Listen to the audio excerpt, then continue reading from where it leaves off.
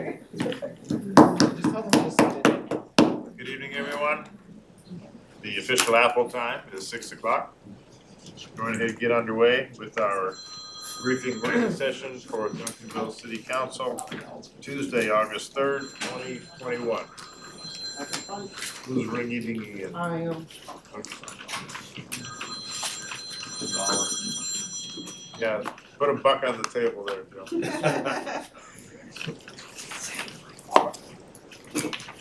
Okay, just one quick word of housekeeping before we get underway with our briefing session.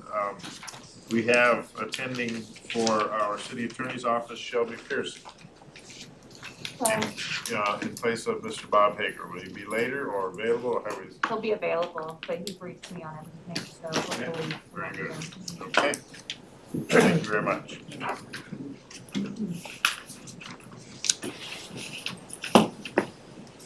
Okay. So getting underway with our work briefing session, first thing that we have is for the city manager to discuss the consent items. So Ms. Farrell Benavides, turn it over to you. Thank you, Mayor and Council. On our consent agenda, we have item 4A, Roger D. Lee at 902 Cambridge. This license is from the homeowner at 902 Cambridge. It's located at the corner of Cockrell Hill and Cambridge. When the subdivision was built, a wall was constructed with a portion of the wall on Mr. Lee's property line and a portion in the city right of way. The wall has been destroyed numerous times, and Mr. Lee has, at his own cost, replaced the wall. When it was destroyed most recently, earlier this year, Mr. Lee paid to have the wall demolished. He is requesting a right-of-way license so that he can contract a new wrought iron fence on the footprint of the old wall. There is a steep downslope between Cockrell Hill and Mr. Lee's backyard, allowing for the right-of-way license will permit him to place the fence at the top of the slope instead of the bottom. All costs associated with that fence remain with him, despite the fact of it being on the right of way. Yes, he has continued to maintain it. Okay, very good. Okay. Item B, ALW Entertainment. This is a continuation of last council meeting's presentation. There were actually two items. This is the second item. This is the second event as part of the two-part request of ALW Entertainment. The first event was the game, Duncanville ISD Panthers versus the School of Mater Dei in Los Angeles, California, and was for $25,000. The request is for $26,409. The amount of $26,409 is for the Duncanville Classic, an event between Duncanville ISD and Bishop Sycamore High School. As you know, Duncanville Panthers are considered a high-level team ranked highly in the max prep. The $25,000 plus the additional $1,409 is requested for a banner sign which will welcome visitors to Duncanville as per our discussion at the last meeting. This is a team from Ohio. Yes, it doesn't say that, but yes. Right. Okay. All right. Okay. The second one is C. Ben E. Keith. Duncanville Fieldhouse utilizes Ben E. Keith for purchase of food products, including food, cooking supplies, and serving supplies for the general store and the grill. They're asking to increase the expenditure amount from $50,000 to $100,000 for FY21. Increase is necessary due to two factors. Staff has moved to one primary supplier for food service goods and used 3 previously. The change provides greater staff efficiency as well as provides more opportunities for volume discounts utilizing a single provider. Sales in both the general store and grill have increased significantly previous years with an expected total revenue of $350,000 for FY 2021. Now, I want to be careful in what I say here so that our city attorney doesn't slap me around. This item ties into, I believe, what's going to be the Fieldhouse report in terms of the dollar amounts being generated more in the Fieldhouse, which are significantly higher. So to me, reading what was in this resolution and reading what we tend to do with your quarterly report, Ms. Brassfield, I'm thinking that this is a good thing. It is a positive thing. It's highly positive to see the amount of increase in our food sales. Now, the question may come up about sole sourcing Ben Keith. If you've been in this city for any amount of time, you know the preponderance of market share that Ben E. Keith has in terms of beverages and food service within our city. So it is authorized for sole source procurement, and that's the way it's going. So when I saw that Ben E. Keith is the provider of this, it didn't surprise me. I said, Mr. Contreras, I saw your hand up. Just a quick question.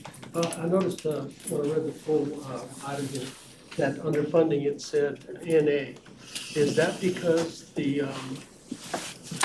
getting more food sells more food? Yes, yes, yes, that is exactly it. We're making more money and that's how we're paying for it. And consolidating also, when you look at purchasing, and even though it's nice to say you have multiple vendors, one vendor has a tendency to be a more equitable and more negotiating powers. Exactly correct. Mark? Tell me about the two multiple vendors that we're not using any longer.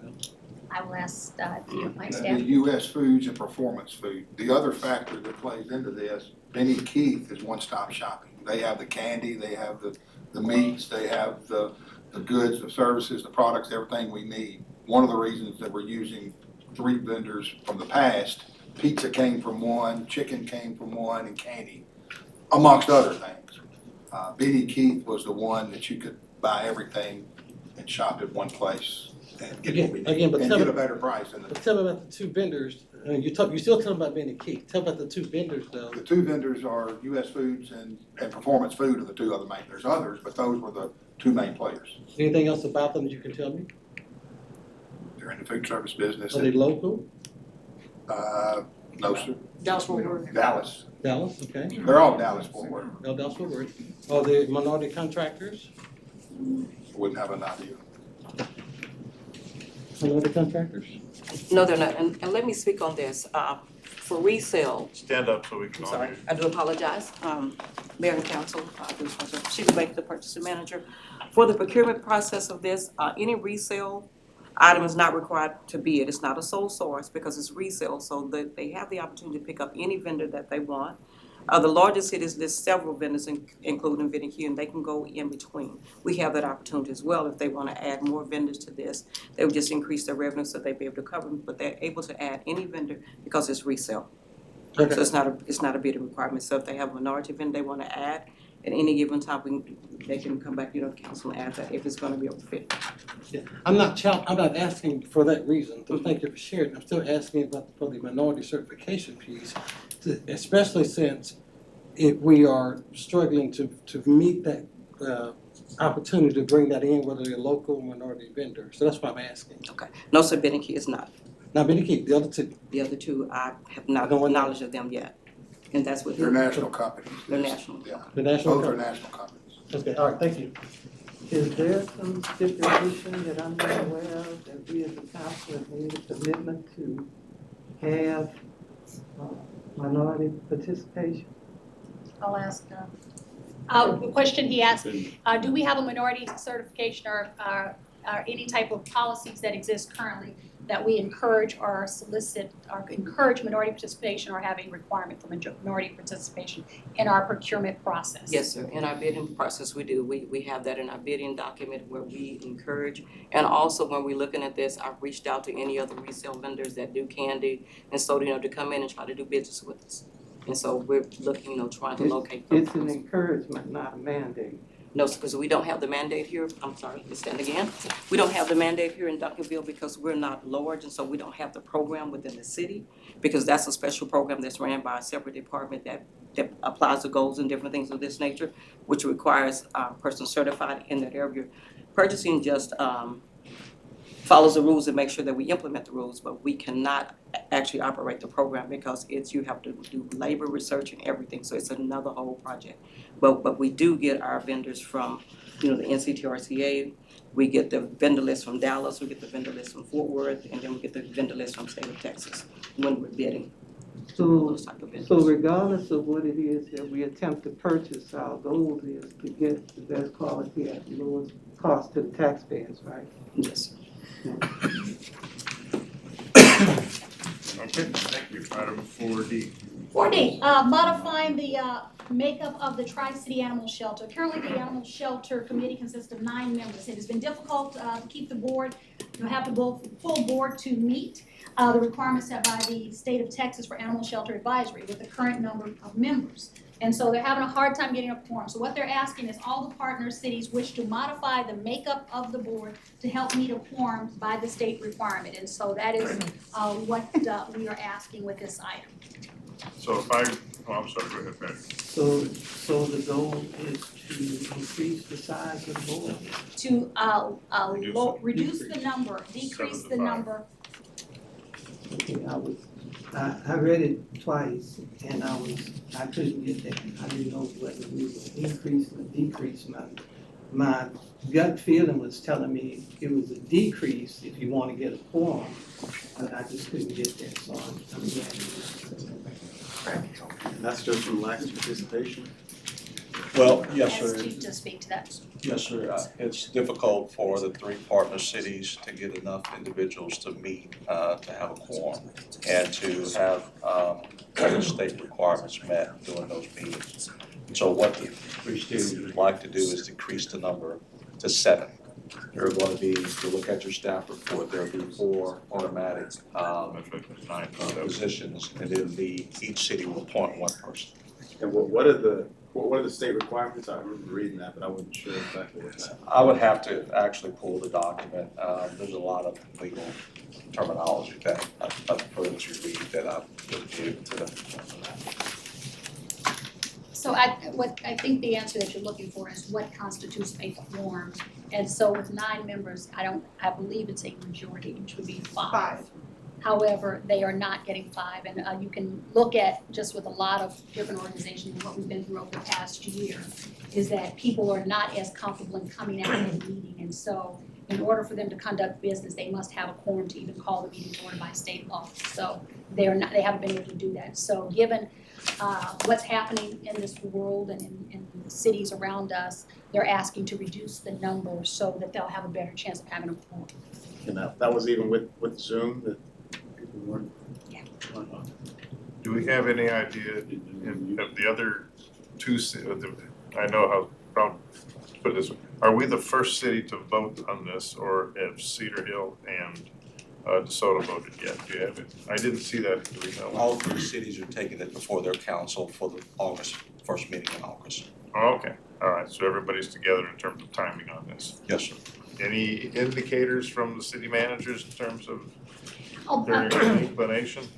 with all that we have and the cost and the different things happening with it, I think we want to make this a little bit more, we want it to be simple and ensure that we have adequate participation, so. All right, very good. All right, that concludes Okay, that concludes consent items. We'll be moving on then to, I'm sorry. So when the agenda was released, I made a request to move item 4B to individual consideration, but I'd like to withdraw that request. Okay, thank you, Mr. Coates.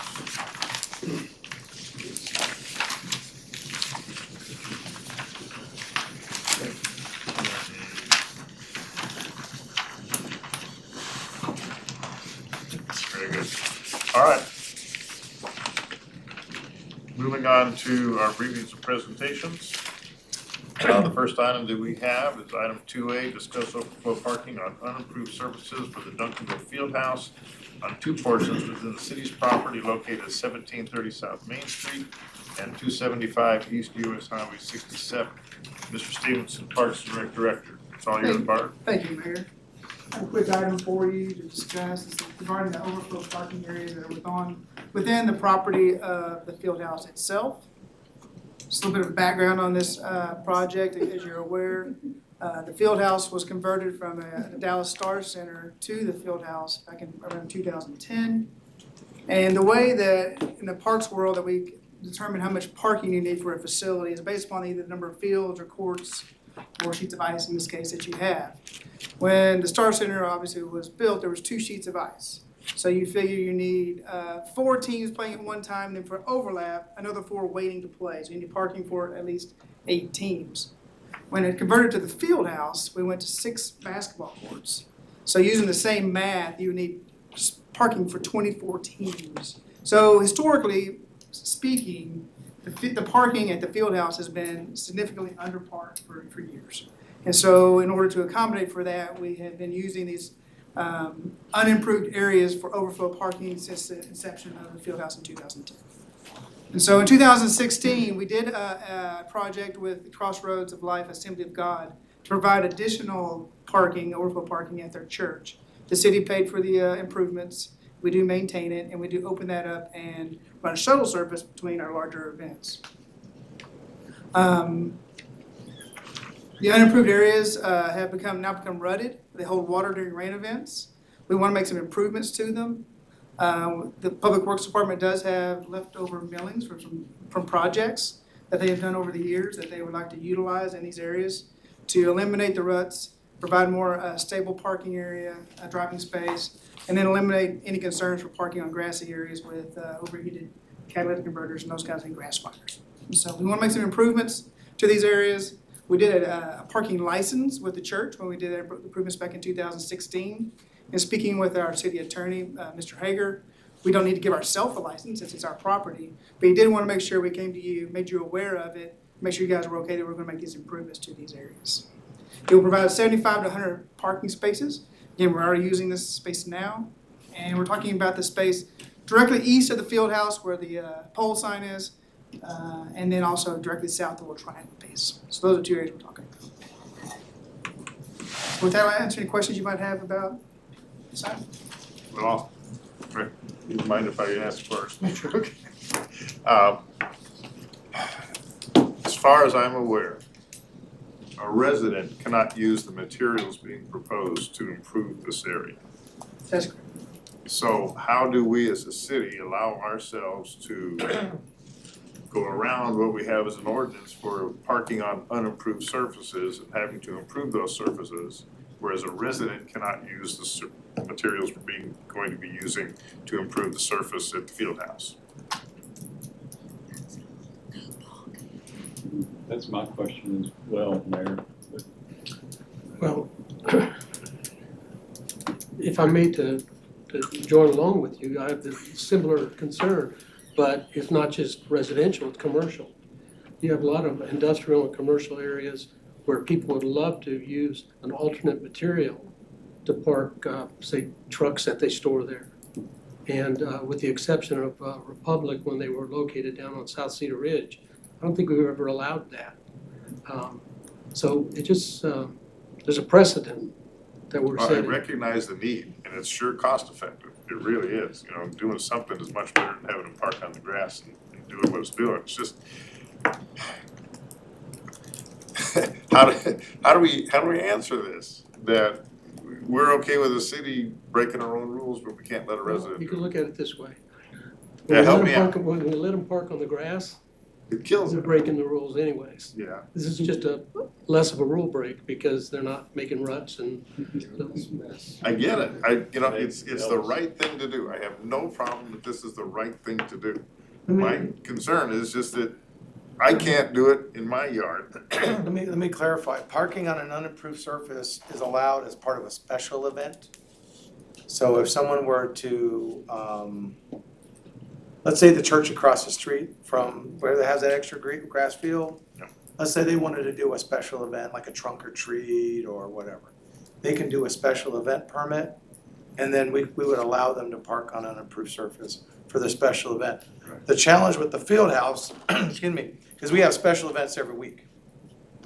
And so, and again, we don't allow them because like, and again, with a church, they would do special events periodically, and so there's no long-term damage to their grass.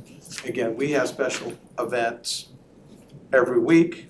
We could certainly, I guess, give a special event permit technically every week of the year. But then it gets into the. It's not the question. It's the use of materials that are not permitted, that any resident in the city cannot use to improve their property Yes, to sir. park a vehicle on, whether it be dirt or grass at their residence. So we're yeah. Mayor, I think Somebody help me the here. answer and what we're really looking at is we were looking at the low budget way of fixing this.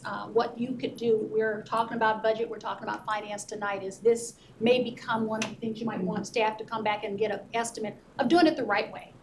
We know that we're gonna need the parking. It's not a temporary fix, it's something that's long-term if we're going to continue to operate the field house. And so it may be something that we would like to go ahead and just consider and get a cost estimate of doing the parking lot and expanding the parking lot. But I can't imagine the hundreds of yards of cubic concrete that has to be I- used to make this. Built a According to parking lot ordinance. a few years ago, and it was like 3.5 million for 350 parking spaces. And this is what, 100 100 spaces. Doesn't surprise me. So, million dollars. let me make it clear. I got no problem with doing this. It's the right thing to do in terms of efficiencies and costs.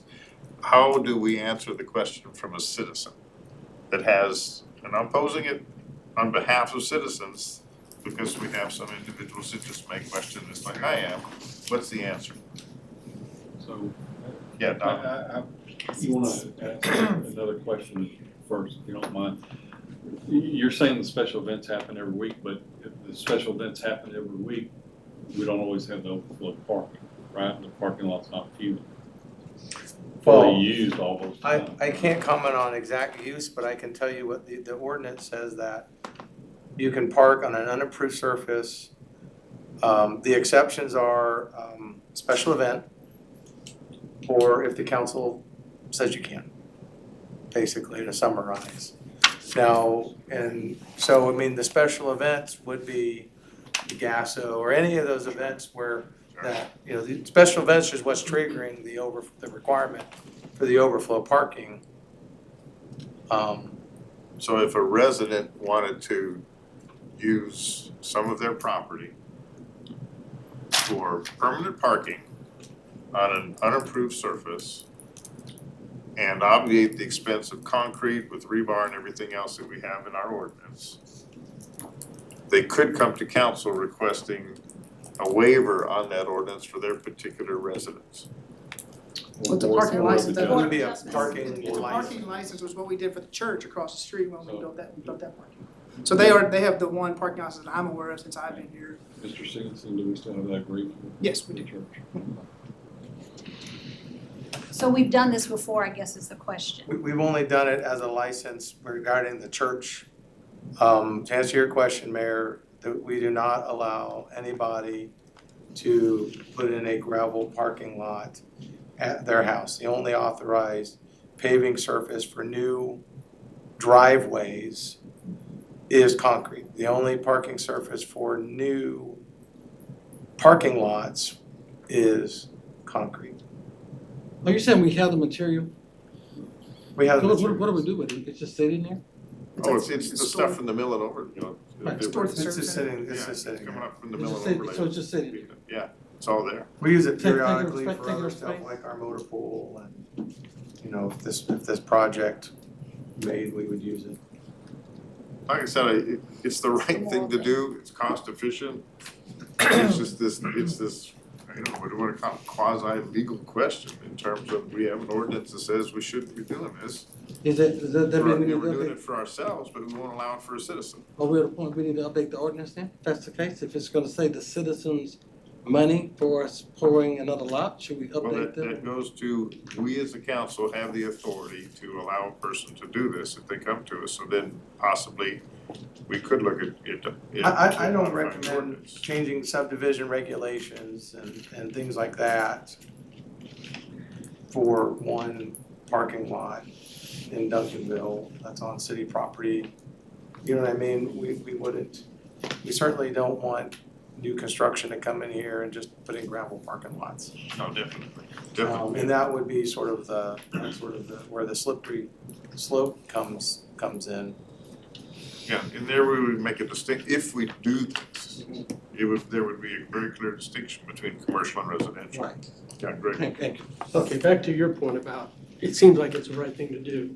Did I hear you say that this overflow parking would only be for what you categorize special events at the facility? I'll let Mr. Brassfield speak, but I believe, we use overflow parking just about every weekend. Yeah, you don't know when Not it's during gonna the happen. But that's only Gasso, week. Yeah, it's just prime weekends. times and the Gassos and the bigger tournaments, but the little tournaments these days are drawing the fan. And it's not something we set out to use on the front end, but the paved lots and the striped lots still in, and it's just natural to go to where they've been going for the last 10 years, and it's in the grass. And then when this one fills up, it goes over to the other one.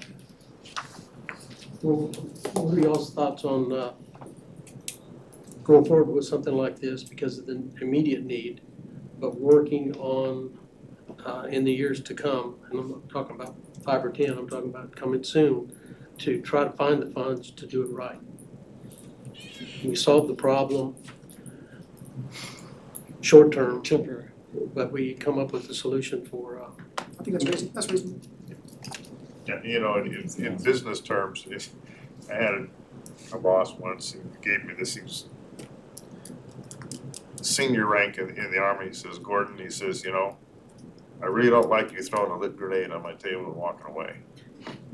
But that's kind of what I'm doing. That, you know, it's a problem.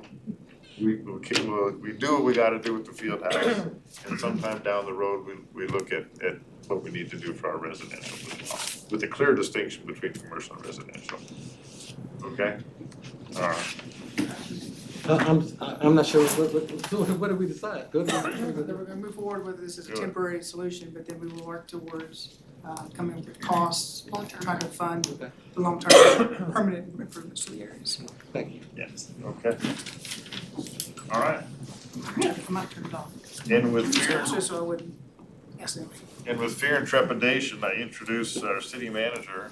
Because this is, it says presentation and discussion of city manager's fiscal year 21-22 proposed budget. And before you have 600 pages. So, as I said, with fear and trepidation, the floor is yours. Thank you, Mayor, thank you, Council. I'm gonna start and end with the same conversation. First, I need to thank our team who have been working tirelessly day and night. Jennifer got to see what 2 o'clock in the morning felt like, reading budget documents. Miss Adina was here, and it was an opportunity to really try to pull something together, but also making sure that we're working as a collective team on this activity. And Kristen, who also came in on the weekend, and we also have to thank Mr. Cook, who found out we were working and brought us lunch on Saturday, and it's been a labor of love. This year's theme we've selected is celebrating our past while championing our community's future. We recognize that this is our 75th anniversary of home rule. And so we want to look at our past, but we also want to start to focus on what things we can do for our future for the proposed 2021. Now, I'm going to start by saying you have a lot of slides, but you've seen most of this, so I'm not going to go through every slide word by word. We talked about this before in our briefing. Our budget preparation process, and the budget has 4 main things. It's a policy document, it's a plan of what we're going to do, it's a guide of how we do it, and it's how we communicate to our residents what we are going to do. You also have a budget calendar. We have had some conversations along the way of what we need to do. This is one of those years that we have a lot of things happening, and to include the first year that we've really kicked in our 3.5. And so there are some timelines that are both set by us and timelines that are set by law that we've had to follow. In June, we had our pre-budget workshop on the 28th and 29th. July 4th, we received, actually on time and early this year, our certified tax roll from DCAD. And then on the 31st, this weekend, I had to file with our city secretary our budget per our charter. Our next group today, on the 1st, which was also ahead of schedule from our initial, we received our tax roll calculations from Dallas County. That is the official numbers that you're going to hear about. On the 3rd is our presentation to you from the city manager of the proposed. We will have a workshop. We're hoping on the 10th with you to go through in detail each of the areas in that. Part of that is to record a vote on the proposed tax rate if it's exceeding the NNR or the VAR. We'll talk about all of those rates in just a second. Tax rate if not exceeding the rate. But the most important is we're going to talk a little bit about the tax rate. On the 4th, we'd like to do a public town hall, and that's an opportunity to share this information via Zoom with our community to talk about what's in the budget, what's in our budget, what's in their budget. And then that leads into our public hearing on our tax rate on the 24th of August. Now, this gets us to another of those things that kicks in, is that there is a rule that says you must vote 7 days after the public hearing on your tax rate and your budget. And so, which means that we will be voting on a budget on the 31st. There are some other things that kick in also. We have to publish it in the newspaper, and it must stay in the newspaper for 5 days. And so all of those are what get us to a very busy August. September 30th is the final day of the fiscal year, and the first day of the new fiscal year is in October. Just to recap, and you all know better than anyone, the strategic priorities for Duncanville's future: emphasize high quality of life, reimagine Main Street in the city center, promote innovative ideas, develop and redevelop, develop multimodal transportation strategy, and advanced marketing strategy. All of these are things that we still have to come back together and talk about. Is it relevant and is it still what you want? But those are the ones that we have now. Three cornerstones of that are both internal, external, and leadership. Maximizing our city community resources, project credibility of our organizational image, and also foster a value-based environment where employees are supported and encouraged to develop. And those were some of the things that happened in our past, but it also defines our future. So what's the big thing? We are now in a total budget number. So based on all of our estimates, our total revenue we are estimating for this fiscal year is $63,655,211. It's a moderate increase in revenue projection, and we'll talk some more about that a little bit. Total expenditures are $68,144,315. We have one-time projects that are included in this, and the fund balance is being used for those existing capital. So in this, you're going to see some of the money that's already in the budget, or in the bank, better yet, that we're going to be using for projects. Couple of highlights, and I'll just use this as an opportunity to tell you what you're going to hear and what's in there. Proposed ad valorem tax rate is a reduction of 0.016852. We're moving from a 0.0716852 to a 0.70. It is a reduction. That is what we're proposing. There's a point missing there. 2% cost of living adjustment to all full-time and part-time staff. New titles included, and about 8.5 new positions. No proposed rate increase for water, sewage, drainage, and garbage. We talked about this earlier. We are going to be looking at the rate study and coming back in the next fiscal year, but we are not proposing it. We're looking at about $11 million in capital improvements and an allocation of our $1 million for the existing balance of the P25 public safety radios for a total of a $2.1 million. And if this seems like I'm going a little fast, you're going to have this in a long workshop where we'll go through it. Just once again, you've seen the ARC structure and where we're listed and how we're structured. And I'll move beyond that and go on to our funds. We talk about our government type fund: general fund, special revenue fund, debt service fund, and capital improvement and replacement fund. All of these are general fund is our general accounting, and we'll go into detail on those. Same thing for our proprietary fund is our enterprise fund, and our component funds are, for example, our Duncanville Community and Economic Development Corporation. So you have copies of this in front of you, but I'm going to go through and just tell you that as a fund summary, what you're going to see on both, when you look at our overall, that big picture bottom line at the end of it, is although we're revenue is 68, we're spending 77 million, and because we do a lot of one-time projects, and we also have bond and other proceeds in there. And the same will be said for this fiscal year coming up, where there's 77 million and 89 in expenditures, which gets you about a negative 17. What's important, as we'll go through it, is some of the funds, for example, our general fund, where you're going to see things a little differently. When we get to our general fund, we've had discussions about fund balance. We have audited versus unaudited. And so if you look at the 2021, we had about an 8.3 adopted. We're projecting, and projecting means it actually started at $11.7 million. That is because once the audit was complete, and we haven't done our audit by this time, we discovered we were at 11.7. At the end of this fiscal year, we expect the ending fund balance to be still at 11 million, which is about 122 days. Based on the proposed budget, our beginning fund balance will start at about 11.21. Once we get the audit, we'll get a final number with net revenues of 245,296, with an ending fund balance, because we're doing a lot of one-time, of 8.6 million, which is about 92 days in fund balance. Yes.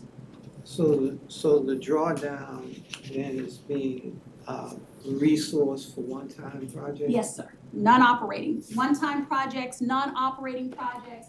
And as we start to look, some of the funds have been placed and reserved in it. One of the things that we are looking at, and Ms. Adina and the team that we've been talking about, is making sure we go ahead and segregate those funds that we've already allocated. For example, we knew that the P25 was in there. So it's in that number, but we still list it in the big general fund. And so what happens is we can also have a line that says are restricted, are identified for a purpose, so that it's clear that that's what's happening. And so we can delineate that which is committed from that which is available for expenditure. Yes, sir. That is very important because we look at it and it changes the numbers a lot. Not a lot, but So yes, sir.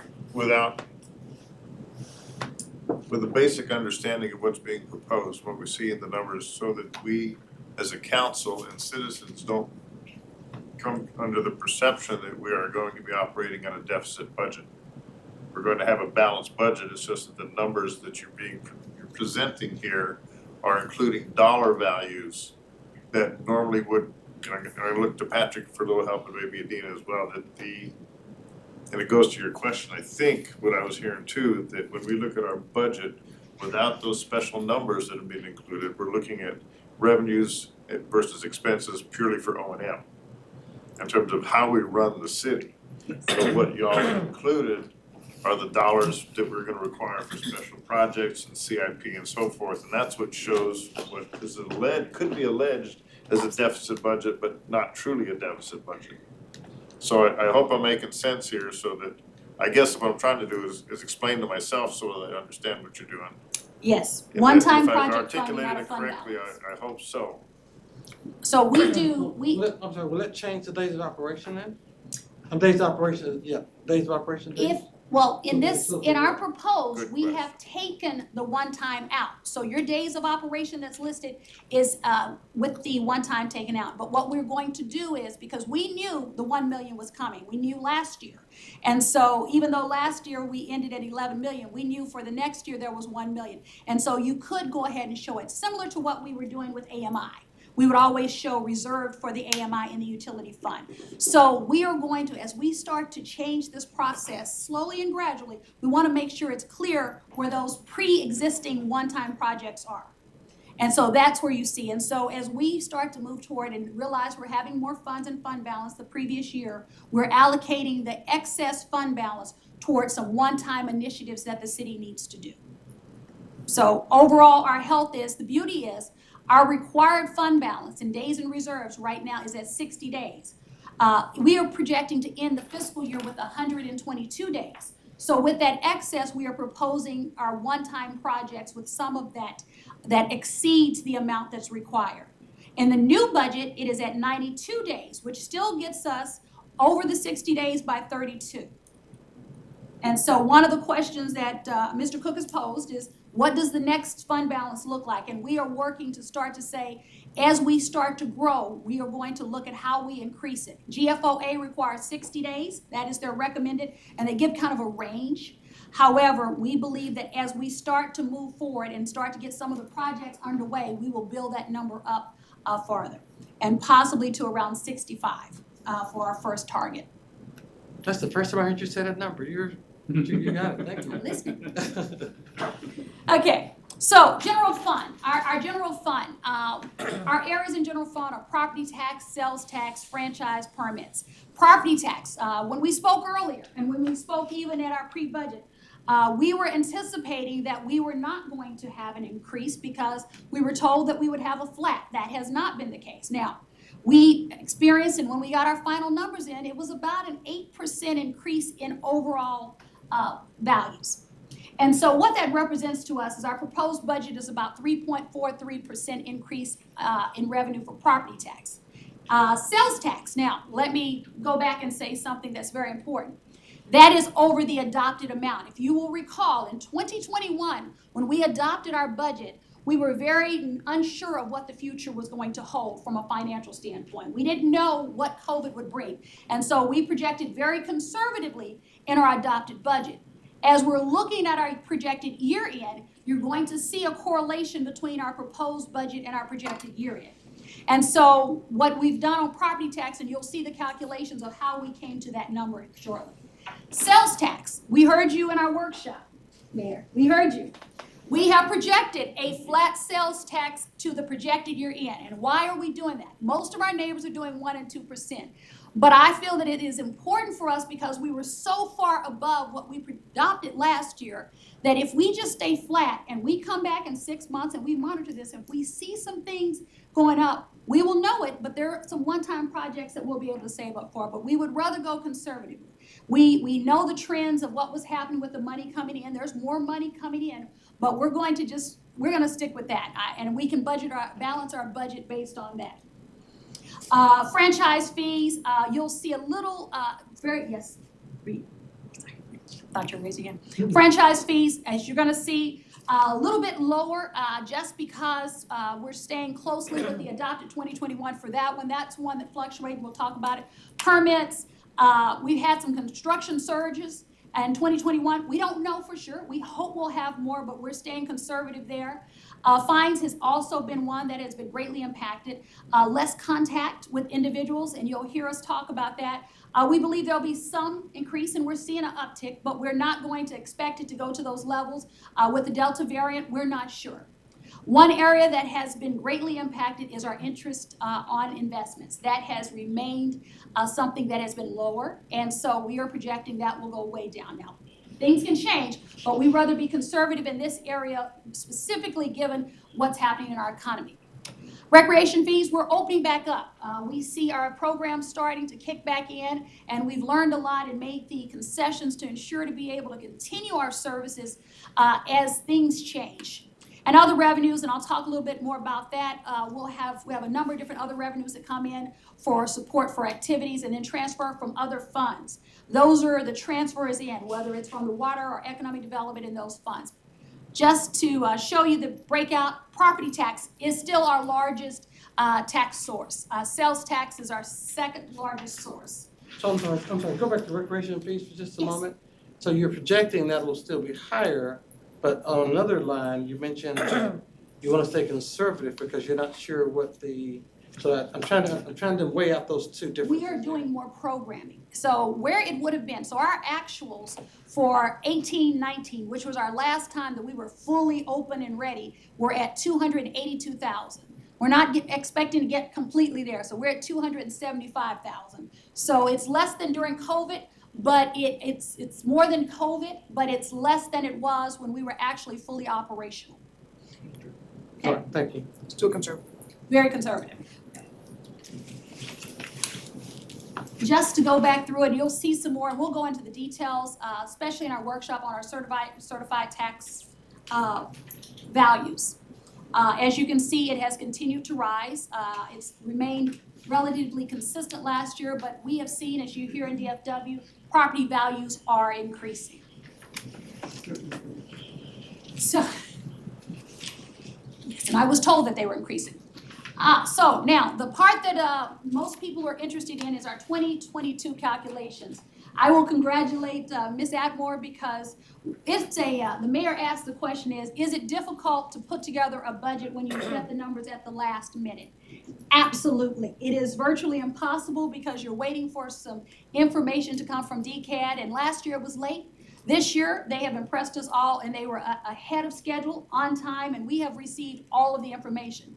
But Ms. Atmore, in taking the data that we got the first time, calculated what our rates would be, and her numbers were exactly the same as those that were submitted to us by the certified rolls from Dallas County. The proposed budget for FY 2021 incorporates a proposed certified tax rate of 0.70 per $100. This is a reduction, as I mentioned earlier, of about 2.4%. This is our fourth consecutive year for a rate reduction. And I say that because I was reading in TML newsletter today that some cities being faced with some other challenges are not. They're actually going to the voters to go above the rate, and they're raising their rates beyond. And so that's something we can be proud of what we've been able to do. This is lower than the calculated voter approval rate and is between the adopted rate.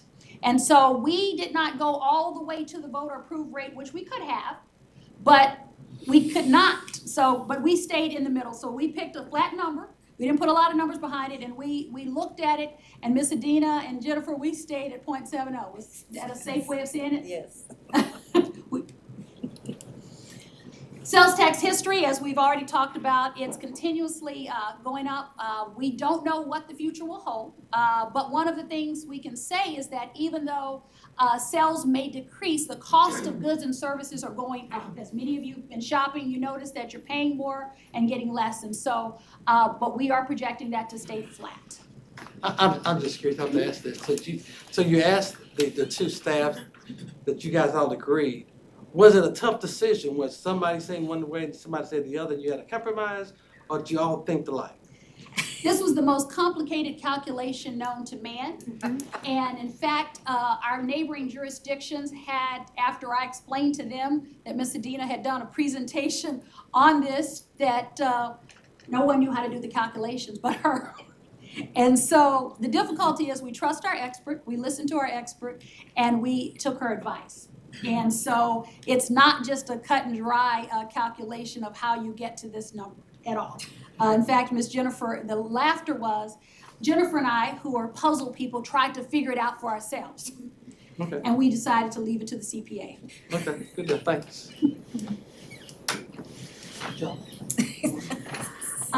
I've gone through all of this. It's in your packages. So a lot of times, I know there's a lot of data in your budget, but just we mentioned, interest decreased 140, recreation increased 9,000, other revenues 23,000. That's where you see your reimbursement. So green means up, red means down.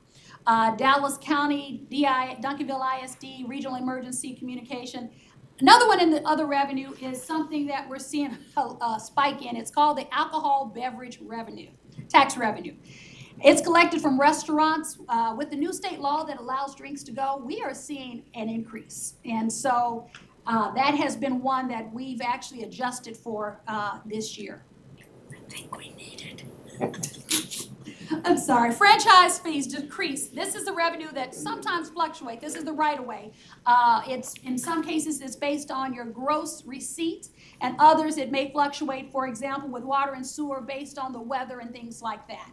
Permits, it's about our development. We are hoping to see some more development happening, but we had some major surges this year, and we do predict an increase, but not a lot. The main increase we're looking at this year is focusing on our EMS. They've committed that their new system is going to bring in more revenues, and so we will continue to monitor that. But we did a conservative estimate on how much of an increase, and you'll see more of that. And then fines, we still are saying a decrease of about 84,000, includes municipal court fines, books, false alarms. We're just not at the COVID level from a contact standpoint. All right, I've talked a little bit about the things that were in the general fund, the 2% COLA. We talked about the medical insurance at our budget workshop, 8.5 new positions.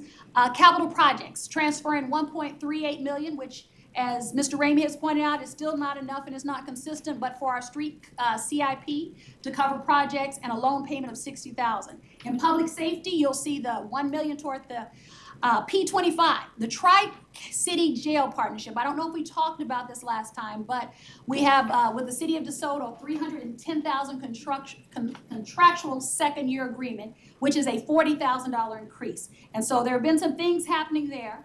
Our animal shelter is about a 2% increase, which is about $341,800. And then the Southwest Regional Communication Center is an increase of about 10.1, which is a little over $1 million. There's a one-time cost of $40,000 for each partner for the CAD RMS study. And so, although these partnerships see increases, it is still more cost-effective to be in partnership than to try to do this alone. I remember that Chief Levigny did tell us about the contractual agreement with the Tri-City Jail Partnership. He explained that extremely well so that we know that it's coming. Yes. That's just a summary of percentage. Police and fire generally and always tend to be the largest, 28% for police, 20% for fire, second to public works. Next is then general government, parks and recreation, and finance. I won't go through each of these one by one. I just wanted to give you a recap of the overall expenditures. Total proposed in the general fund is about $36.7 million. in general government, for the general government is 4.4, in finance is 1.2 million. Couple of changes you'll see in there is that, for example, when you look at general government, you'll see that we've actually moved the city marshal to the general government. The other thing that is new is the neighborhood services office, which was formerly code, is now under general government. In finance, we've removed the marshal's office from finance and moved to general government, which is the largest change. Parks and recreation is at about 4 million. It's a small increase over the projected year end. Police and fire, and we will have an opportunity to go through all of this one by one with you all in the next phase when we talk about our goals and objectives. Police budget is a small increase from 9.7 to 10.1 million, and fire from 7 million to 7.3. As I mentioned, code is now, and planning is also going to be reporting to our managing director for development services. In engineering, in that section over there, you'll see it from about 6.8 to 6.7, which the movement represents of neighborhood services represents the reduction. Next part is just our transfers to one-time project and our other expenditures. Utility fund. This has been a conversation we've had with you a couple of times about where are we. So now you're seeing a number that is very different than you have seen before. Our adopted budget had a beginning balance of about 7.9. As we have gone through and worked through the system, and we're still working on this, we are looking at a projected beginning balance from this year of about $16.1 million. That's a net change with the ending fund balance at the end of this year at 14 million, which means our starting. So now, what is important in this is that although we have a new starting target, we are still changing our fund balance, and it is going down, and we've had those conversations. We are going to be working to make sure that we understand what is all in that fund balance, because there may be things that are listed there that are restricted, and we'll be working through that. But the numbers that are in the system and the numbers that we have represent the 16 million. All right, as we look at our utility proposed revenue, our proposed year end is at about 8.2 million from revenue, and our proposed for this year is about 8.1. For our sewer, it is 9.5 projected year end and about 9.4. And so you see a small reduction in both of those. And our other areas, which are interest, and as we've talked about, interest is still trending very, very low. Service charge and things like that. So we're still pretty much flat for total other revenue between 361,000 and 368,000. Just some highlights in accounting, proposed budget, wastewater sales. Remember, we pay someone, we buy our water, and we pay for treatment of it, and those costs are rising. And as they continue to rise, we are not rolling those over to our customers at this time. But it is one of those things that we will have to identify. And I'm going to just move through this because I know we have council meeting. Solid waste, which is our garbage collection, we will figure out, I believe we were going to have about a potential increase. Our projected year end and our proposed are the same for revenue. Now, when you get to our expenditures section, you will see that our expenditures are going up about 100,000 or almost 100,000. Net revenue at our proposed is about 61 versus the 127. There's some transfers to capital projects that you'll see in our solid waste projects and transfers to the general fund for our overall capital operating. Drainage, this is one that has been very complicated by some major projects and unanticipated projects. We collect a drainage fund and we anticipate using it over time. Well, we have been hit because we're a cash organization with some pretty hefty projects. Now, we may not, as it shows up here, spend it all this fiscal year because we are working on a major project. But based on this budget, we will have depleted our drainage fund. Now, it is collected through our utility bills. But we just need to understand this may be an area we'll come back and have to talk some more to council about as we start having any other emergency projects that we may have to borrow if we get hit with something else. Economic Development Fund, that's the one that we talk about from our sales tax. You're looking at in revenue, as we've stayed projecting the same for our sales tax, which is the fund of it. From an expenditure standpoint, you'll see our projected year end is about $2 million. Our total expenses we're proposing this year is 1.8. Field house and hotel motel are other funds, and as you'll see, everything is staying pretty consistent. As we're going to talk about tonight, the field house has been doing better. We are starting to see things turn around in the field house, and I believe that you'll see more to come there. Fleet replacement, IT replacement, comprehensive self-insurance. This is how we fund our equipment, whether it's our new fire truck or MLS or our IT computers. Each department pays money into this fund, and that fund is used to purchase it, and we're paying it in so that we can do it. And then the last is our comprehensive self-insurance. Debt service, the fund receives a portion of it to cover the debt that we currently have, and Ms. Adina will talk some more about that in our meeting of where we are with our debt. We have some that's retiring, and they have some that's continuing. Some debt is actually in the water fund, and some is in our general fund. And so payments will continue until 2039 for total payments, and you'll see that in here for the general obligation bond that we had from the November board election. Capital projects. We've talked a lot about these, and these are our projects that we have, and that's the status of each of the projects. And I believe you'll hear more in our budget presentation when we do but these are the projects that are underway. As many of you know, we're waiting on Armstrong Park and Kidsville. Many of our projects, our goal is to complete. There are some delays, and there are some construction challenges with the availability of resources, but we are pushing forward. And the most important thing is the thank yous. Again, to the finance team, Miss Adina, I can't thank you enough for coming in. But Miss Jennifer, 2 o'clock, you're great at 3 a.m. in the morning. Another 12 hours we don't have to do, but the book and the documents you see were a labor of love. We tried to change this book this year. We tried to start doing something Mr. Harvey pointed out and putting our goals and objectives and performance measures. This is our first draft at it. We're going to continue to work and refine those, but we want to talk about some of the things you've said is, what do you get from your budget and what does the community get? And moving from performance to outcome-based budgeting means we want to focus on what are the outcomes that are in the budget. I tried to, from meeting and talking to council, to incorporate as much as possible in the budget.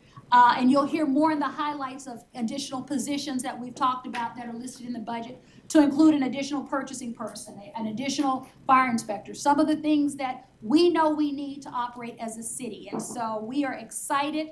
I look forward to us spending more time going through this in depth. And if you have any questions, feel free. I will be scheduling time to talk with each of you to see if I've captured in anything that we can modify in this process. One question. Absolutely. You tell me when to answer it. In terms of now versus at the end of our meeting tonight, because we're having a financial review at the end of our meeting, or to save this question until we get together and talk about budget, and that is, when is the decision made to start to liquidate investments? In terms of the monies that we have invested, those CDs and the money market funds, because we're only paying the funds in order to make interest. It's ridiculous. And I understand the economy, but we've got a few $1 million sitting in CDs as well. So, you know, at what point does an accountant and a city manager look at the availability of those funds? Because we as a city, I mean, you've got savings accounts and you're looking at, okay, you know, my roof is bad, insurance isn't gonna pay, so I'm gonna liquidate some of my accounts in order to pay for that as a pay-as-you-go rather than going into debt. So when do we, you as staff as a city, decide, let's liquidate some of those monies that are sitting there not doing a whole lot for us and put them to use rather than watching them decline in value? Not only decline in value because of the lack of interest being paid, or decline in value because of inflation, in terms of real incremental inflation that's killing the value of it over time. Now, as I said, you tell us when to answer this question. Now would be better. Later, or when we're in budget?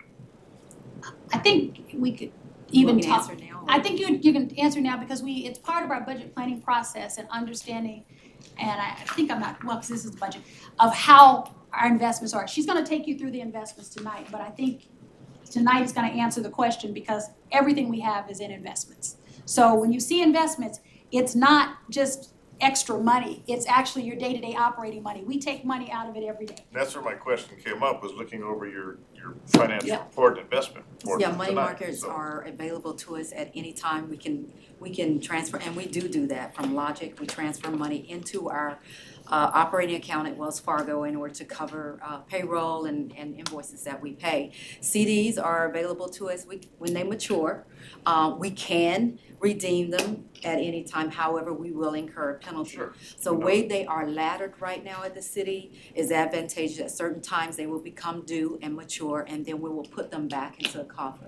So yes, they will be redeemed and come back to us. But if you're looking at projects and how they fund projects, that's kind of another thing we can talk about later, but. That's most of my questions. But the funding We're is your looking at fund stuff balance, for- right? that we need. Yeah, the This is your funding fund is your balance. fund balance. That is what your investment is, your fund balance right now. Yeah, your And fund so- balance that you have in your fund each is yours available to appropriate to that project. Right. How you want to, and that's your. Okay. And we'll do more on that, because I want us to understand, because we see the big numbers, and it's like, that's a lot of money just sitting there, but that money is actually the money that we see in our reserves that we say we have in all of our fund balances, so. Okay. Okay. That concludes my presentation, and I will, Ms. Kristen will talk to make sure that everyone is getting agendas as far as the schedule of all the activities to stay in legal compliance, and we will keep pushing forward. Okay, we are over time by a few minutes in terms of city councils. City Attorney Piercy, how much time do we need for executive session? We can postpone it to the end of the meeting, or we can expedite it and do it now, It should be pretty quick, pretty quick. less than 10 minutes, maybe 5. Let's I'd go say ahead- 5, depending on. Let's go ahead and get it out of the way then. If council is agreeable, we'll go ahead and take executive session. All right, so we are going to recess at 7:01.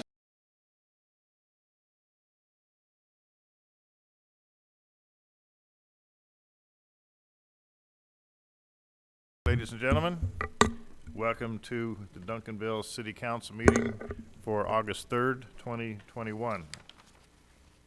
And thank you for bearing with us as we completed our executive session, getting that completed before coming to our City Council meeting.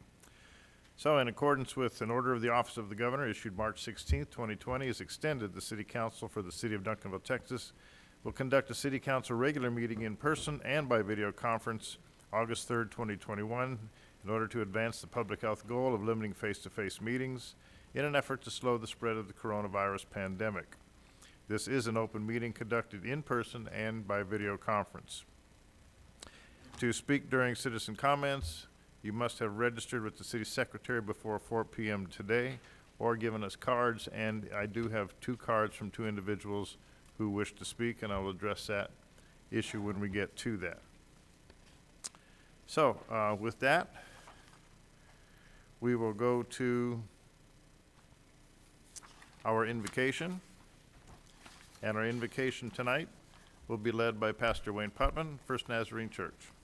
Everybody please rise.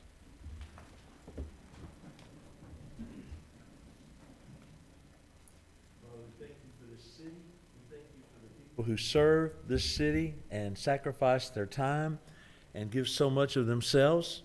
And Lord, we just pray that tonight your presence would be known here and that your will would be done through this meeting.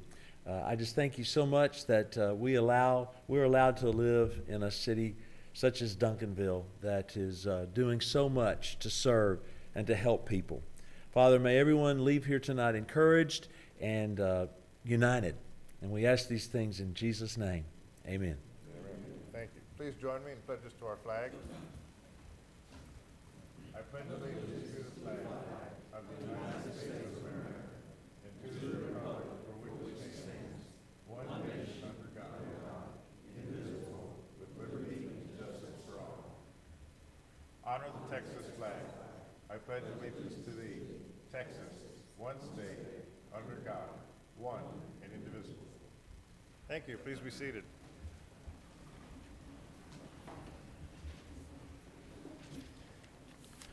Continuing on with our agenda, item 1 is reports. The first item is the mayor's report. I had just one very brief comment to make. And if you've been following any kind of news about the census, you may be wondering what's going to be happening when we as a city begin to receive our data, because that data is going to end up in the state legislature, and the fallout from that is, of course, redistricting. So we have no idea what's going to be happening until we see that actual data. Now, the Census Bureau has published information. It is public information. It's going to be coming out August 16th. But it's going to be in a format that most of us sitting in this room cannot decipher.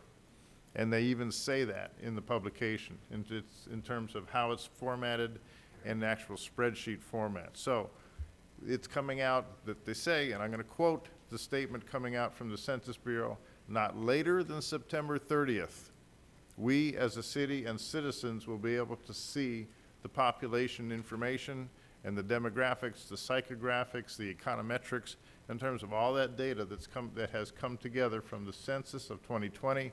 And at that point, then the state legislature will begin moving into, well, depending on where they are at that moment, the state legislature will begin to undertake the redistricting process. Understand, please, that we as a city have no part in that process.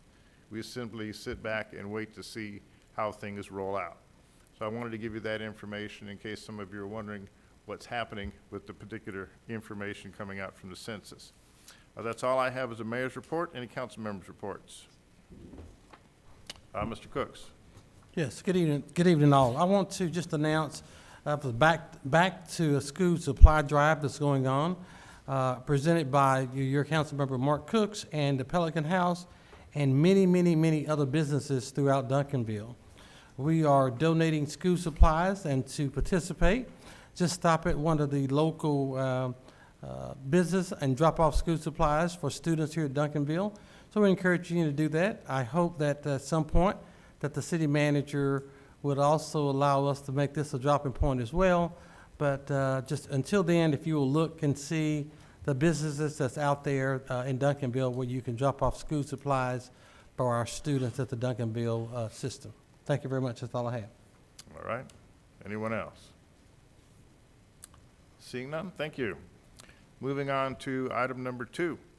Item number 2A, proclamations and presentations. Presentation of the Keep Duncanville Beautiful August 2021 Business Beautification Award plaque and proclamation to James Memorial Chapel, located 811 South Cockrell Hill Road. And I will have the honor of doing that with Mr. Rick James. Rick? Yes, sir.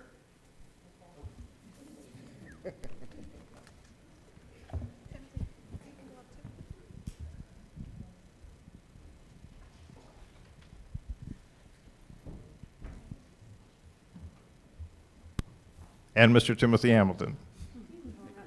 Hi. Going down.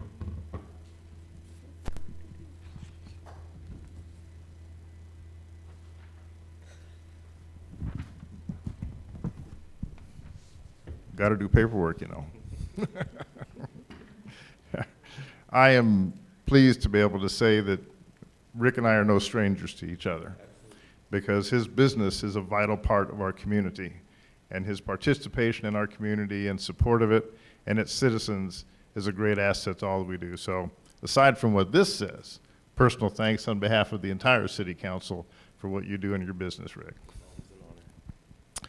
Whereas the city of Duncanville is committed to improving the physical quality of community life, and whereas the Keep Duncanville Beautiful Board was established to promote this commitment, and whereas the mission of the Keep Duncanville Beautiful Board is to empower Duncanville citizens and businesses to take responsibility for enhancing their community environment, and whereas each quarter the Keep Duncanville Beautiful Board recognizes one commercial property within the city for significant improvements to the exterior portion of the property, landscape improvements, and/or long-term maintenance of the property that exemplifies high-quality standards, and whereas the James Memorial Chapel, located at 811 South Cockrell Hill Road, has been selected as the Business Beautification Award recipient for August 2021. Therefore, I, Barry Gordon, Mayor of the City of Duncanville, do hereby all residents to join me in congratulating the James Memorial Chapel, located at 811 South Cockrell Hill Road, and commending this business for contributing to the beautification of our city. So Rick, to you and your staff and all you to do, thank you very much. And I'm sure you've got a love me wall in that building somewhere. So to add to that love me wall is a plaque, Business Beautification Award, James Memorial Chapel, August 2021. And Timothy, to you as a liaison with the Keep Duncanville Beautiful Board and all that that board does in this selection and all the hard work that they do, thank you on behalf of the entire city council and staff. Yeah.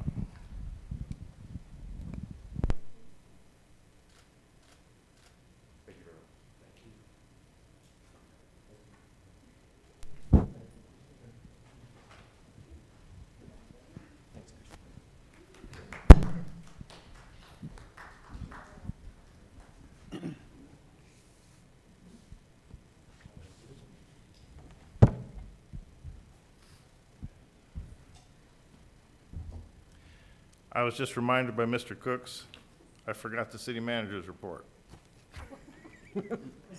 So, I'm sorry, you're up, Aretha. Just an update for Mayor and Council. The library, 181 children completed the summer reading program. We had 4 grand prize winners were drawn from that. Another update for everyone is that many of you have asked questions about our website. We are working on a major website remodel. Actually, we are developing new websites for both our city website, our economic development, and our field house website. Our communication administrator is working on this, and we hope to see something new and more innovative by fall. Last, and unfortunately, certainly not least, is COVID uptick in Dallas County is on a 38% increase. We are seeing cases spike. We are starting to see cases internal and external throughout our community, and we're just advising everyone to continue to use precaution, wear masks where possible, and to do as much social distancing as possible.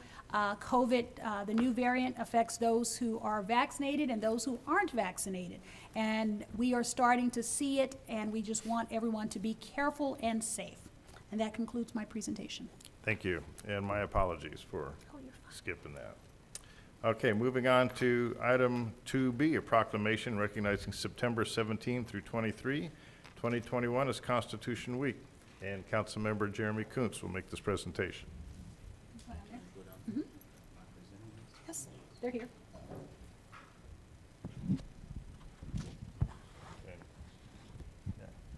Call forward the people that says we're receiving it.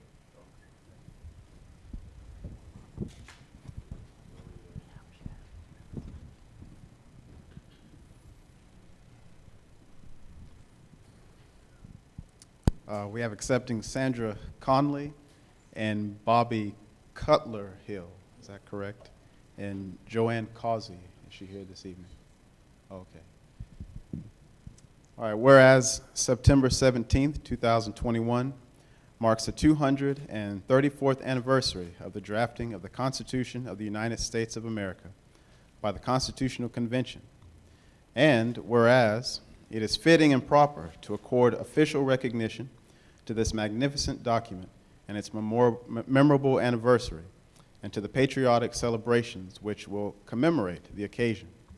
And whereas Public Law 915 guarantees the issuing of a proclamation each year by the President of the United States of America, designating September 17th through the 23rd as Constitution Week. Now, therefore, on behalf of Barry L. Gordon, Mayor of the City of Duncanville, Texas, I do hereby proclaim the week of September 17th through the 23rd as Constitution Week in the City of Duncanville, and ask our citizens to reaffirm the ideals the framers of the Constitution had in 1787 by vigilantly protecting the freedoms guaranteed to us through this guardian of our liberties, and remembering that lost rights may never be regained.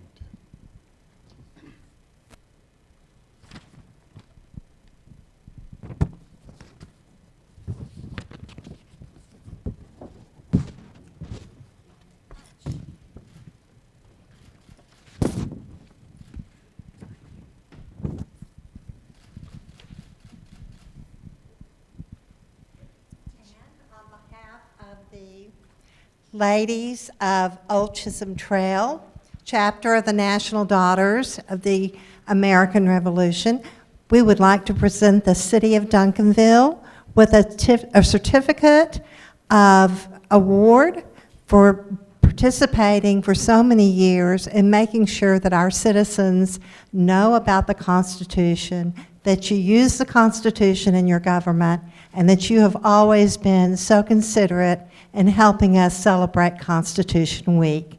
Thank you.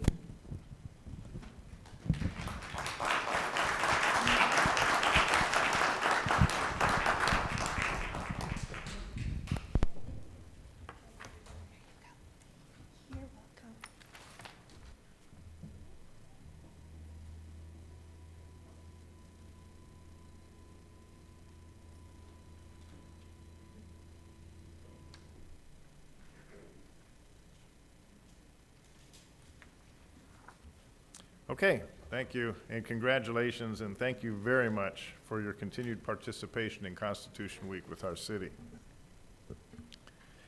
Moving on to item number 3, citizens' input. Pursuant to section 551.007 of the Texas Govt Code, any member of the public has the opportunity to address the City Council concerning any matter of public business or any posted agenda item. However, the act prohibits the City Council from deliberating any issues not on the public agenda, and such non-agenda issues may be referred to city staff for research and any future action. All persons addressing are subject to council-adopted rules and limitations permitted by law. At this time, 2-minute comments will be taken from the audience on any topic. To address the council, you needed to have submitted to me a card indicating your desire to speak or with your information.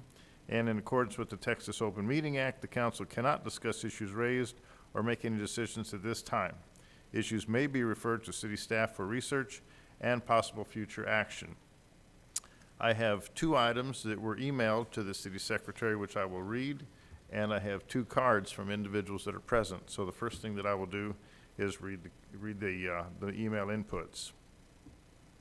And just for information, I do read these verbatim with no interjection or interpretation in terms of spelling or grammar, exactly as they are written. Hello, I am Anna Silvas, and I live at 366 Halo Street, Duncanville, Texas, 75137. I would like to comment on neighborhood parking issues. Our neighborhood has small homes on small lots. Most driveways can only accommodate 2 vehicles. With multi-generation households and teenagers, many residents have 4 or more vehicles, which require them to park on the street or block the sidewalk in front of their driveway. Along with this normal occurrence, we also have a number of residents who run car repair/selling businesses from their homes. They are easy to spot with dismantled vehicles, tagless and paper tagged vehicles left on the street and driveways. We have 1 resident on our street that has been doing this for years. Now we have 2 more just on Halo Street. It does not make any sense for 1 resident to have 10 vehicles. Thank you. That concludes Ms. Silvas' comments.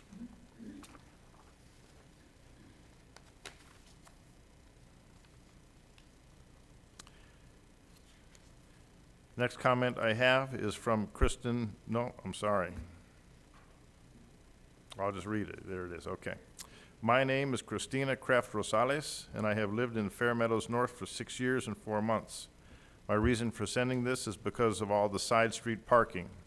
It has become unbearable and unsafe. I have difficulty backing out of my driveway because my neighbors across the street insist on parking their big truck blocking their driveway and making it hard to get out of mine.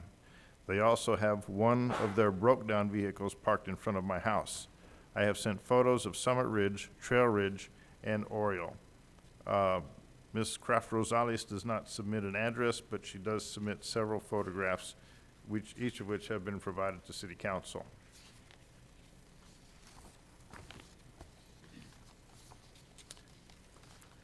Third email citizen comment submitted reads, City Secretary Downs, please have the mayor or his designate read my public comments August 3.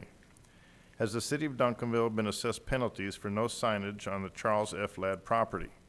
Question mark. Per the April 22, 1998 deed of gift and donation with restrictive covenant, Bob and Trudy Ladd included a signage paragraph, quote, open quotes, that the subject property above described shall be named or identified through signage or other appropriate display using or incorporating the words, quote, Charles Ladd, end quote, or open quote, Charles F. Ladd, end quote, end quote.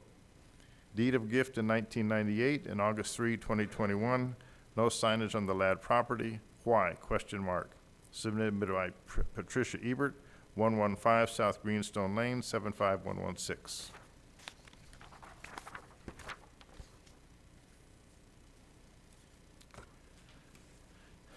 Individual present who wishes to speak, Jesus Baca Sr. Come up, please.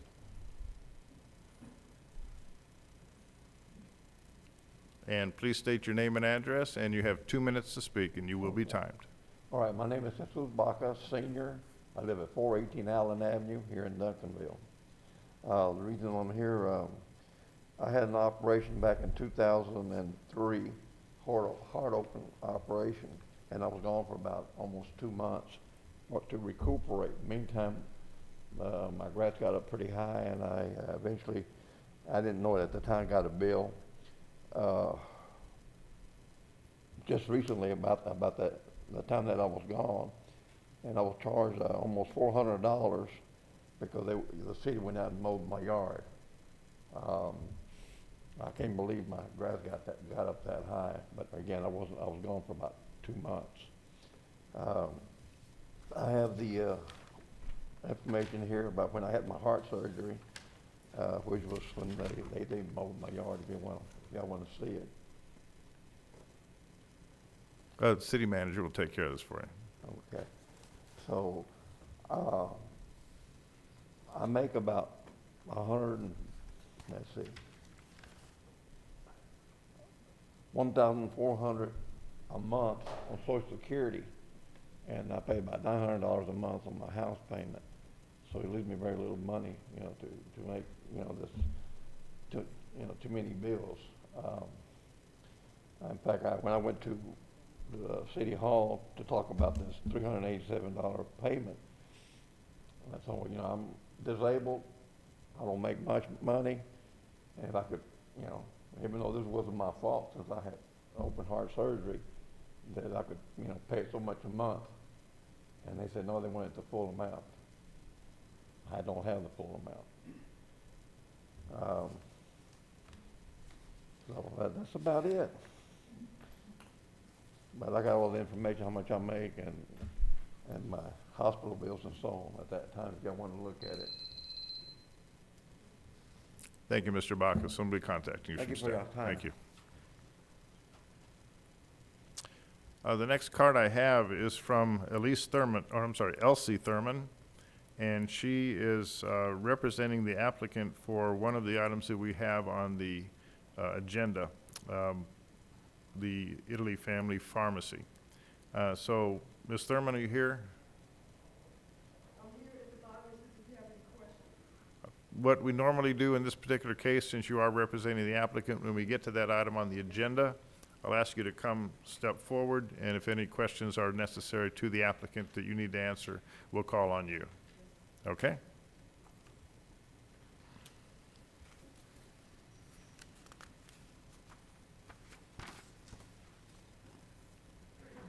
Moving on to item number 4 on the agenda. This is the consent agenda. City Secretary will read the consent agenda items, please. Item 4A, consider a resolution approving the terms and conditions of a right-of-way license agreement with Roderick Lee, property owner at 902 Cambridge Drive for use of city right-of-way to construct and maintain a private residential fence. 4B, consider a resolution approving a $26,409 hotel occupancy tax grant for the FY 20-21 budget to ALW Entertainment to directly enhance and promote tourism and the hotel industry. 4C, consider a resolution authorizing an increase to purchase agreement for providing food services products for the Duncanville Fieldhouse in the amount of $50,000 for a new annual amount not to exceed $100,000 with Ben E. Keith. 4D, consider a resolution modifying the board makeup of the Tri-City Animal Shelter Advisory Committee. Thank you, City Secretary. The chair will entertain a motion to approve. Mayor, I'd like to make a motion to approve. We have a motion to approve. A second, please. We have a second from Mr. Cooks. Council, please vote. Thank you. Approved unanimously. Moving on to item number 5, items for individual consideration. I want to preface, we have 1, 2, 3, 4 public hearings. And just lay the ground rules for the, Thibodeau, you can come on up. I just want to cover the ground rules for a public hearing for those that are present. What we do is we have the presentation made by our staff, and after the presentation is made by our staff, then we open the item up for the public hearing to our citizens. And 10 minutes is allotted for both sides, both in favor and both in opposition. But those 10 minutes are an aggregate. It's not that each person gets 10 minutes. It's everyone who wishes to speak in favor gets that total aggregate time of 10 minutes. Then we call that to a close, and then we come to those who are in opposition, and total individuals wishing to speak, total time allotted for an opposition is 10 minutes. Those are the ground rules that will apply for all 4 of the public hearings that we have for tonight. Are there any questions? I hope I've explained that adequately, correctly. If anybody has any questions.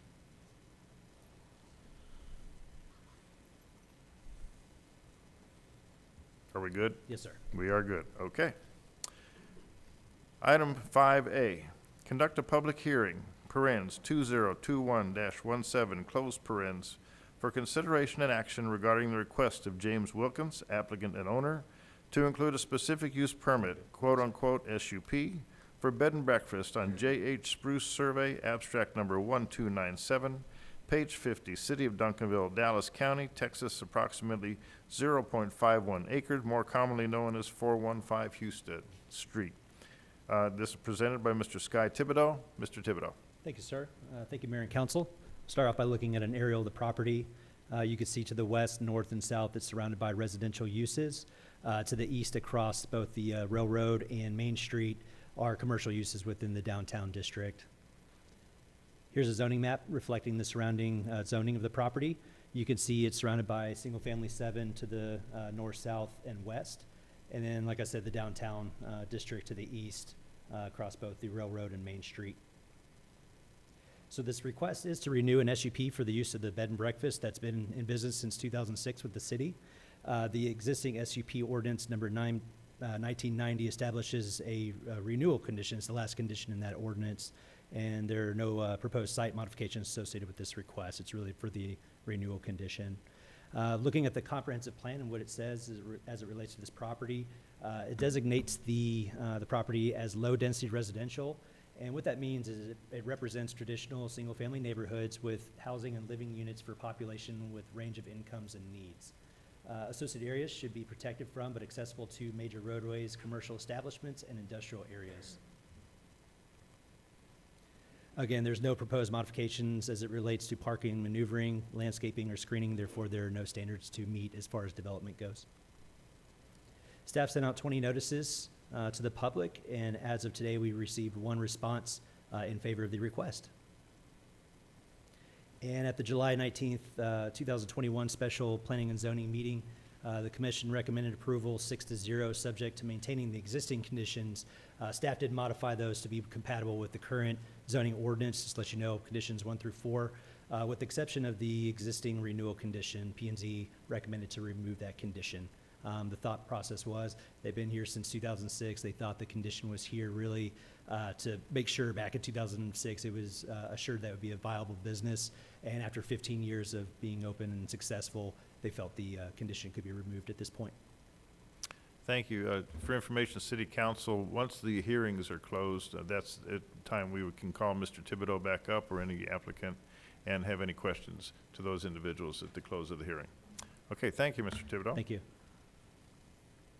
At this time, we will open the public hearing for those individuals wishing to speak in favor. And the timestamp on the open that is 7:46. All individuals who wish to speak in favor, please come up. Seeing none, we are closing the portion of the public hearing in favor at 7:46. Nope.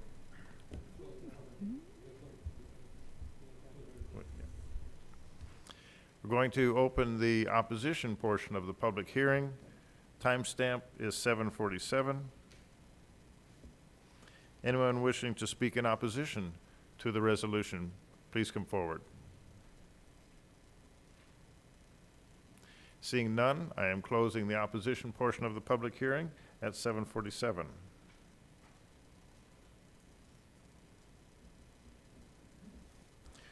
Chair will entertain a motion to close the public hearing. Second. We have a motion to close the public hearing and a second. Council, please vote on closing the public hearing. Thank you. The public hearing for item 5A has been closed unanimously. Now moving forward with any questions, applicant presentation on this particular item. Mr. Thibodeau?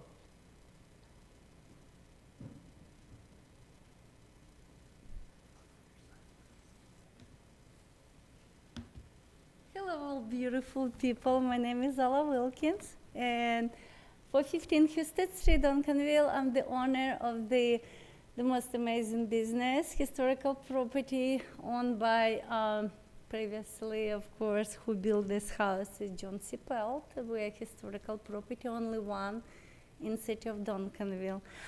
I want to thank you so much for inviting us tonight, and I want to thank the previous administration that they allowed me to have this most amazing business. Thank you so much. Been in business for 15 years. I was nominated 15 times as the best bed and breakfast of the year. We have all awards for each year on our wall, and we have, okay, let me to try to show. Oh, you can see our awards in our bed and breakfast. Also, we had 7 celebrities in our bed and breakfast. We had the biggest loser of 2008, Michelle Aguilera.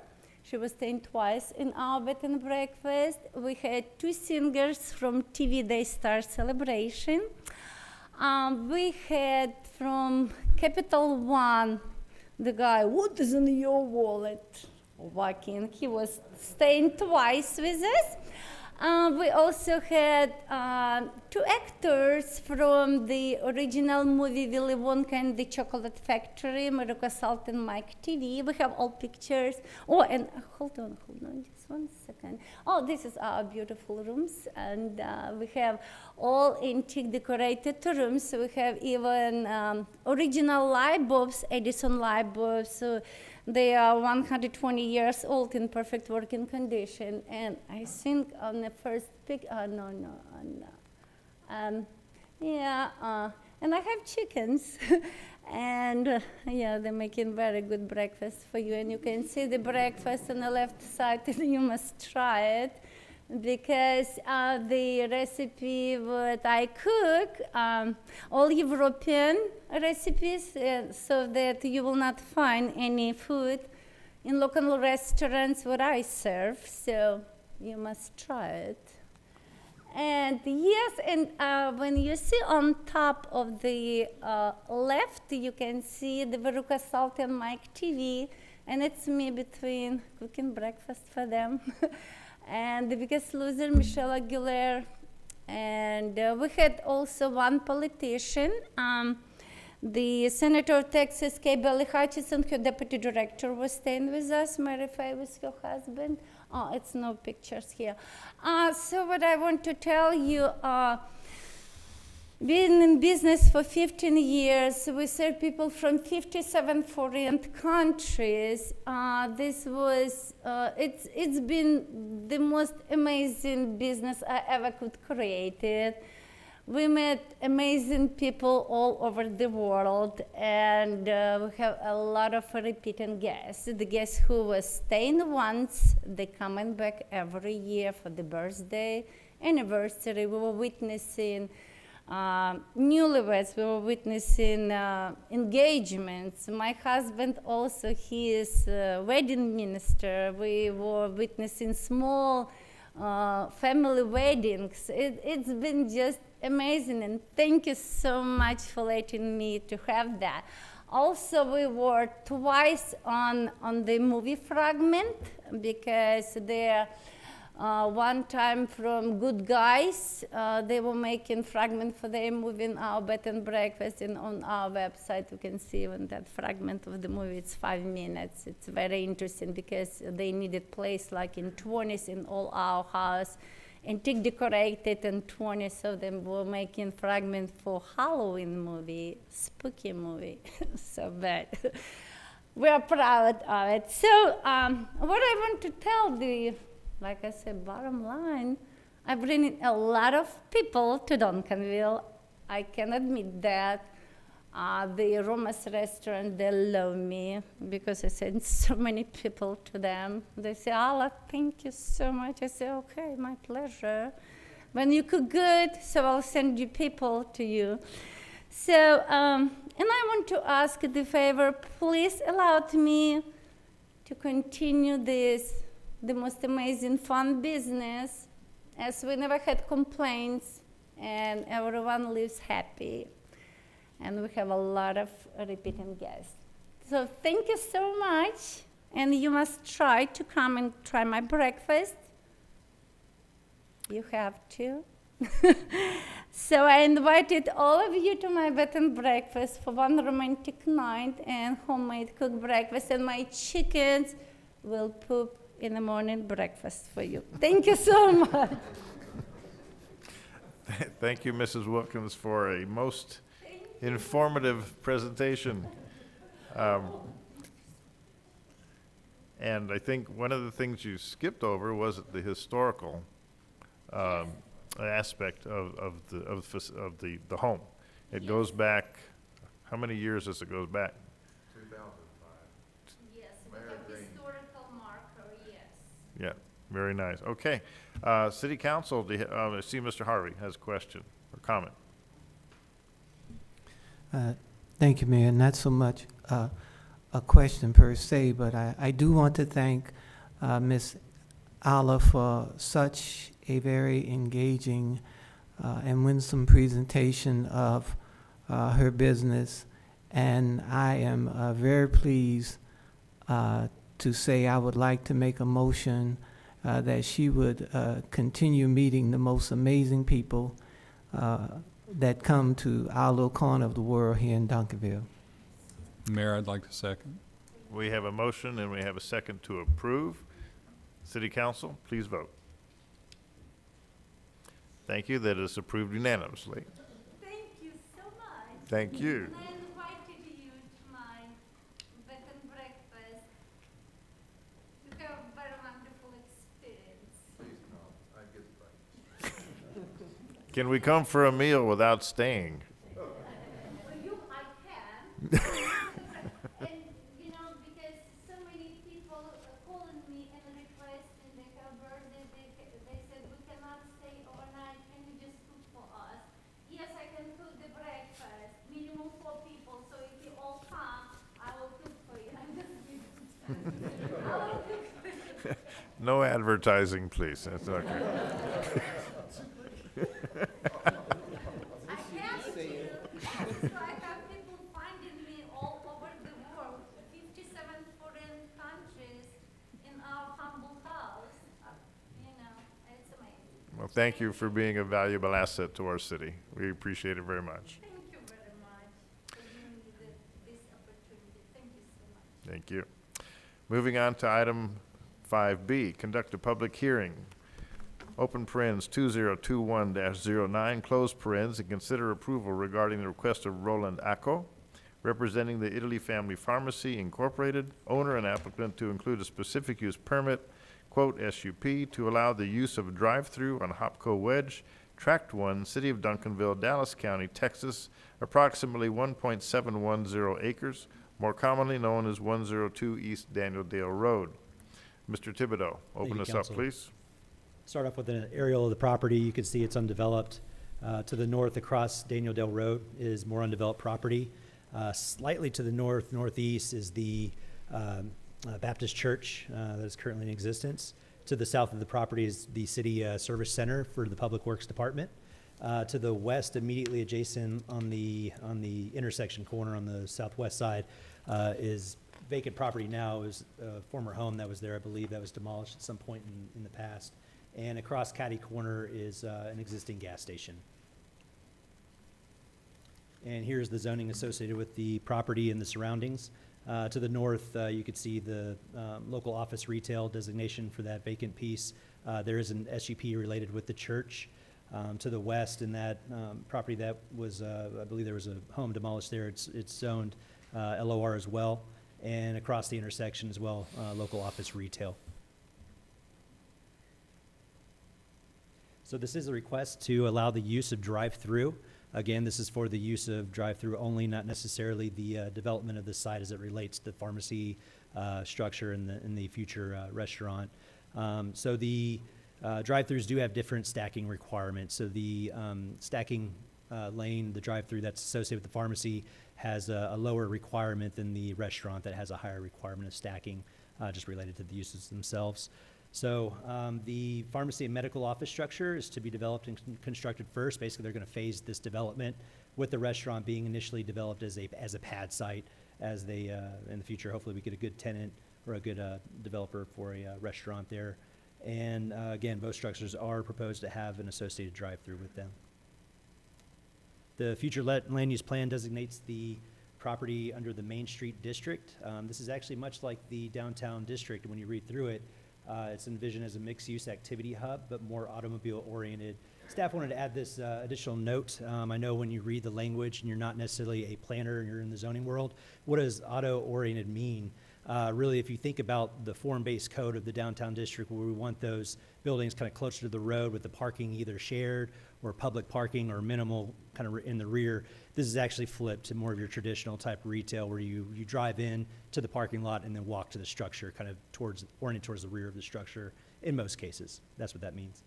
And then as you read through the Main Street District, it says development is desired to be oriented towards surrounding neighborhoods with more neighborhood-serving uses.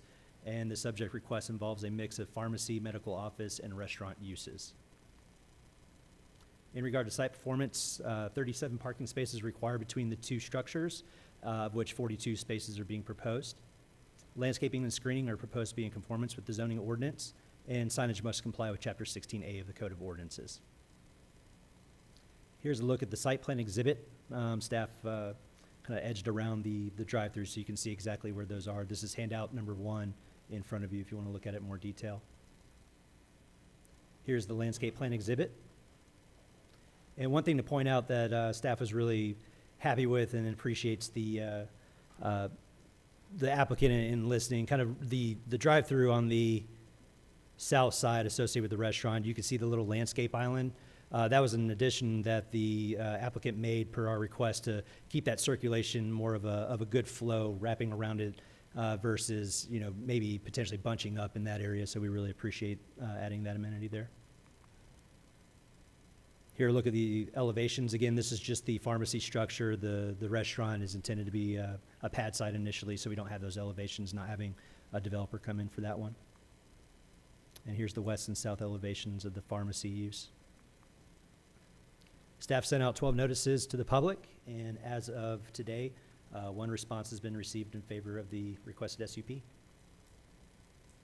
And at the July 19th, 2021 special planning and zoning meeting, the commission recommended approval 5-0 of the request as submitted with no special conditions attached. And that concludes our presentation. Thank you, Mr. Thibodeau.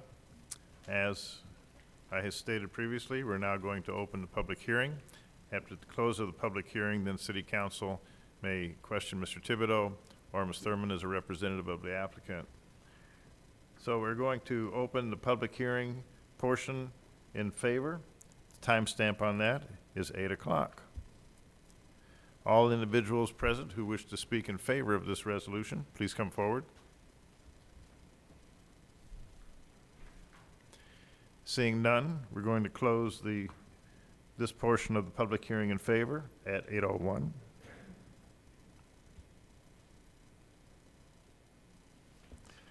Going to open the public hearing for those who oppose this resolution.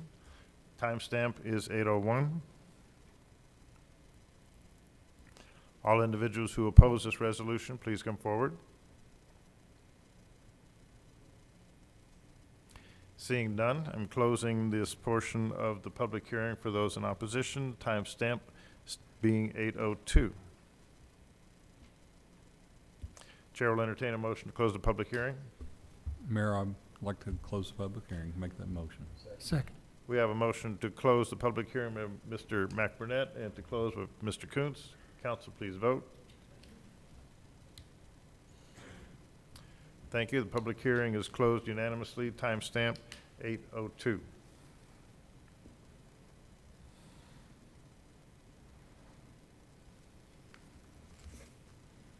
At this time, open up the item for questions or comments by city council members.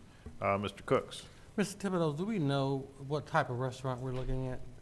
Not Since at it's this on there? time. It would be most likely a limited seating. So the question at P&Z was asked, based on the square footage that's being shown on the site plan, what kind of, hypothetically, what kind of franchise might come in? It's really amenable to the size that you'd see a Raising Cane's or something like that. That has, it's more drive-through oriented than come in and service and eat inside, those kind of restaurants.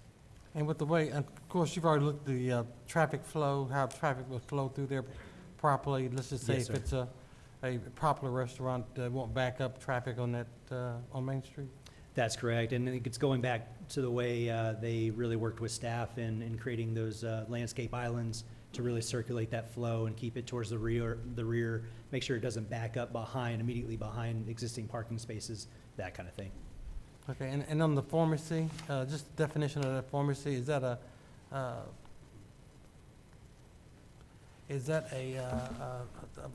brand name pharmacy, or is that, tell me more about the pharmacy, can you? Oh, yeah, the applicant is here definitely to provide more detail. From my understanding, this is an independent, family-owned venture.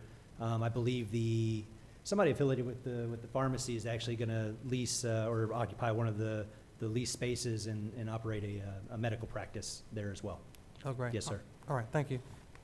That concludes my question. Thank you. Council, I just want to make sure that we understand the matter before us is the drive-throughs. Yes, sir. That is all that's within our purview to ask questions about and to examine.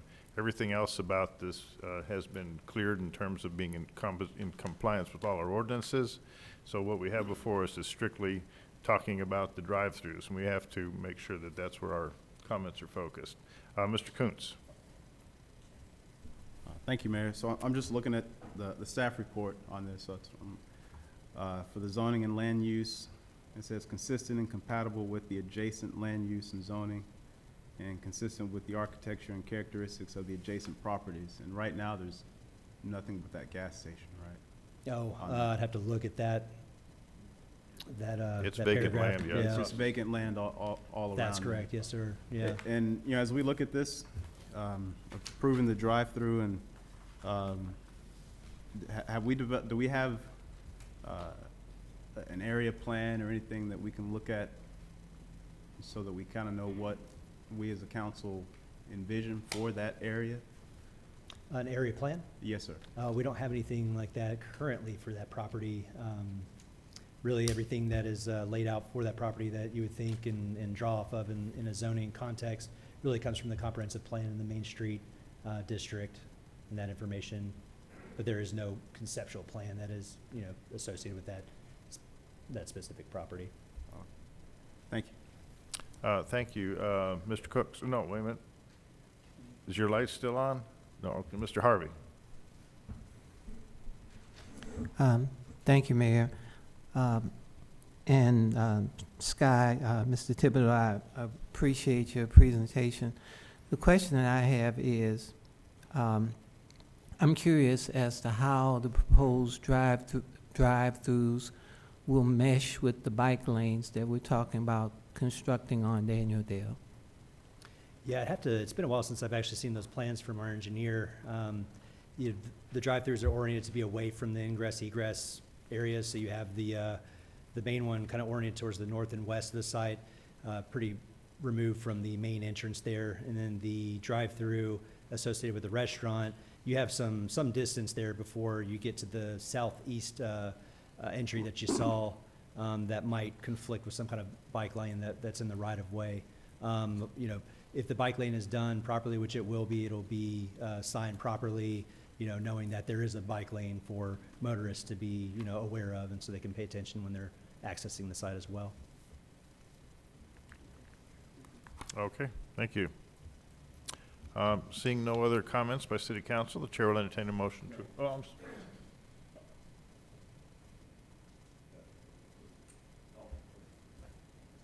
okay, Mr. Cooper. It was on and I flipped it off. Okay. Sorry.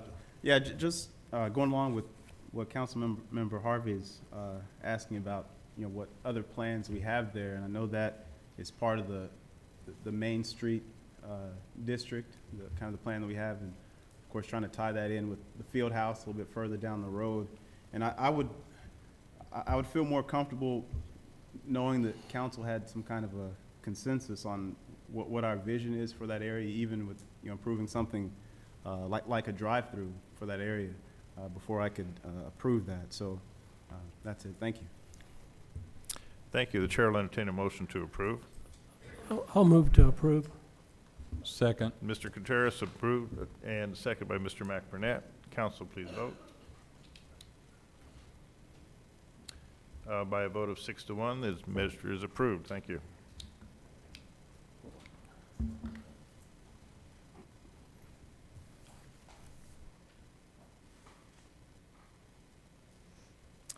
Moving on to item 5C.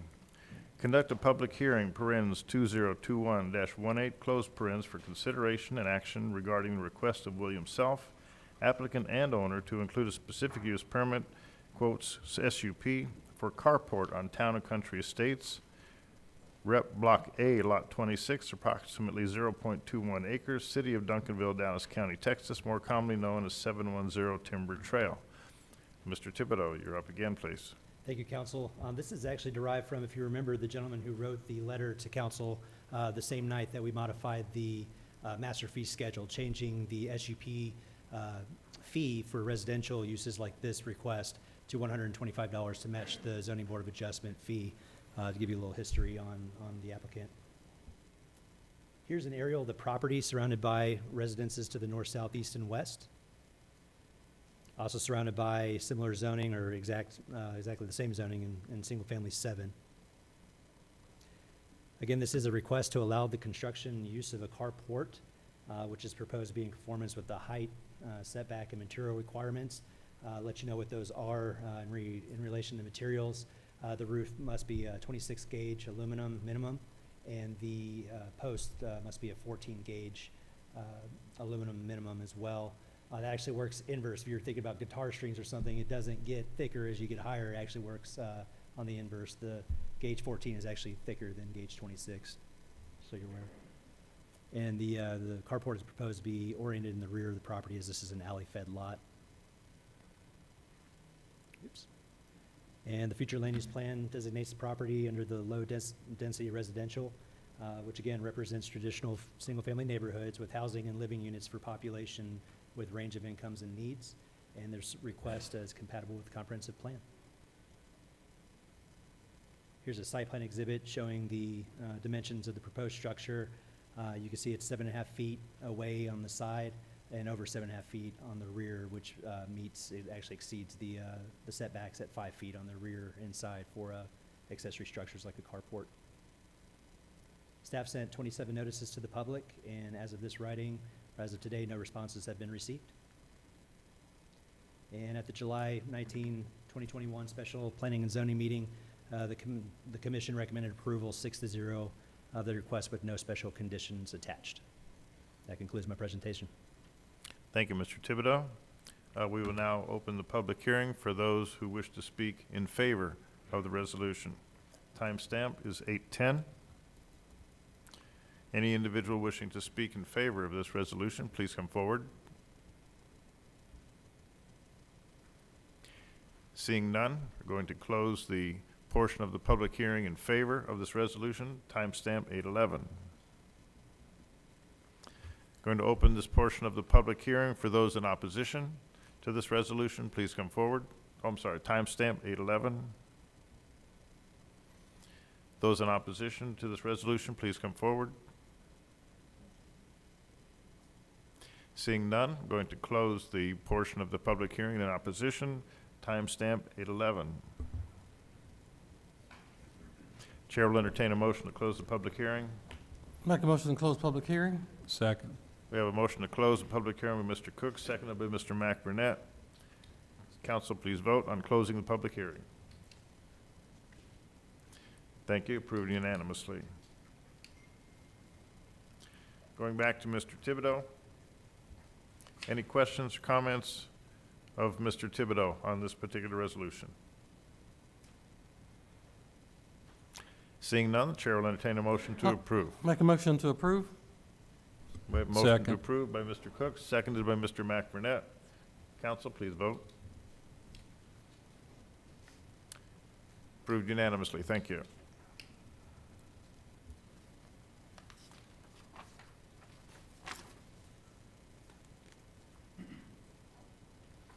Item 5D, consider a public hearing, open parens 2021-10, close parens, for consideration and action regarding the request of Julius Okonola, representing the Redeemer's Christian Church of God Victory House, owner and applicant, for a planned development, quotes PD, to allow for an event center with modified standards on Shekinah Glory Edition, Block A, Lot 1, approximately 3.910 acres, more commonly known as 515 West Center Street, City of Duncanville, Dallas County, Texas. Mr. Thibodeau. Thank you, Council. Here's an aerial of the site. To the west, you can see existing residential. To the north is actually one of our city parks. To the east, you can see an extension of the city park to the south, and immediately fronting Center Street, an existing residential structure. Same thing on the south, more residential to the south across Center, and then Hastings Elementary to the slightly southwest. And the surrounding zoning matches basically what the subject property is zoned, single family 10, with exception to the west across Park Lane is an SUP that is associated with the multifamily right there. So this is a request to allow the use of event center with modified standards. The reason this is a planned development and not an SUP or a straight rezoning is when you look through the use chart within the zoning ordinance, event center is actually not permitted within the single family 10 district. Therefore, you have to write that in via a condition, and the only mechanism to do that really is the PD, the planned development mechanism. The subject property is composed of an existing place of worship and parking area in front along Center Street. And the event center development and associated site improvements are proposed to be oriented in the rear of the subject property. Aside from the additional use, the only performance standard needing variance approval is regarding the 15-foot landscape buffer.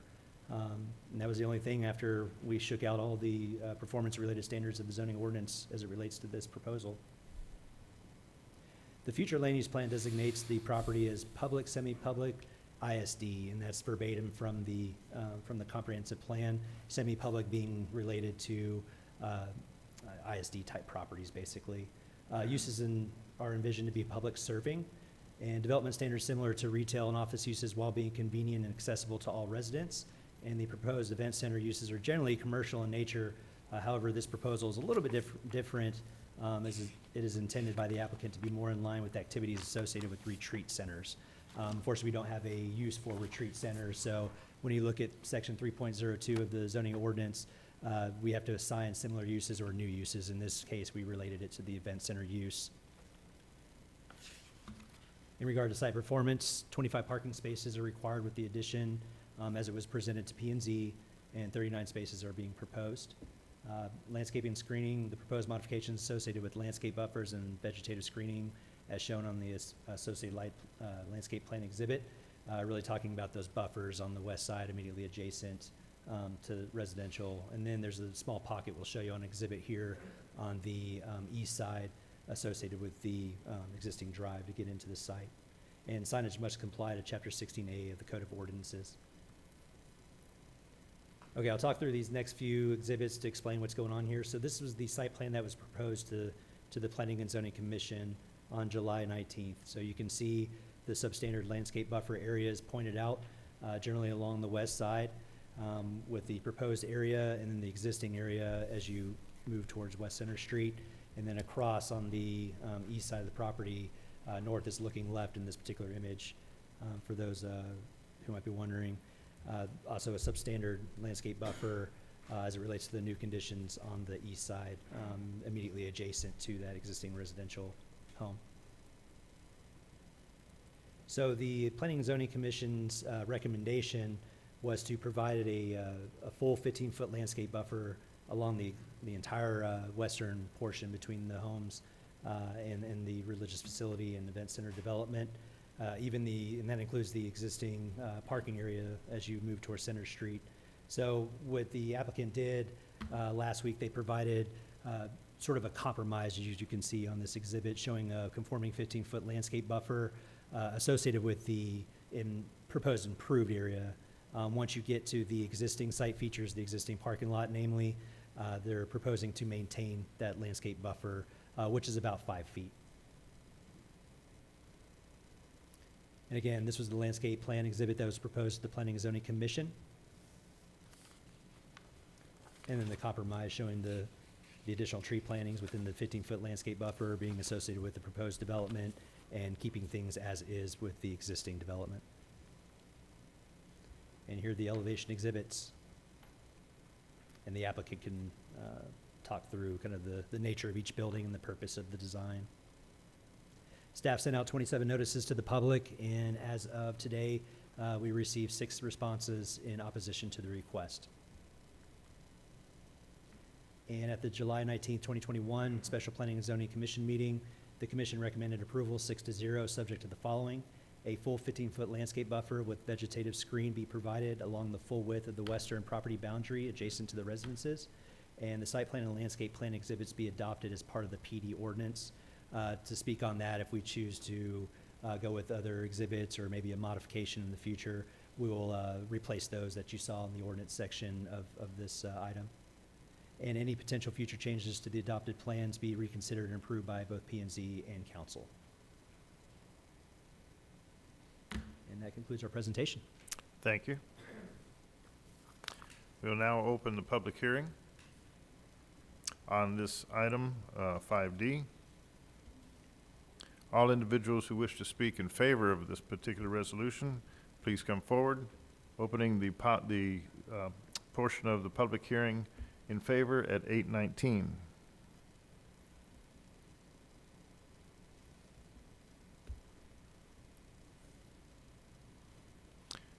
Seeing no one coming forward, going to close the portion of the public hearing in favor. And timestamp is still 8:19. Open the portion of the public hearing. Those in opposition to the resolution, please come forward. Timestamp is 8:19.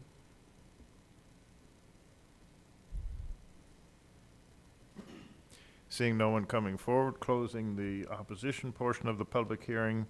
Timestamp 8:20. Chair will entertain a motion to close the public hearing. Mayor, I'll make a motion to close the public hearing. We have a motion to close the public hearing by Mr. McMurray, a second by Mr. Vera Cruz. Council, please vote on closing the public hearing. Thank you. Public hearing closed unanimously. Going to open this portion of the item to questions from council. I have a pretty good list of questions I'd like to ask.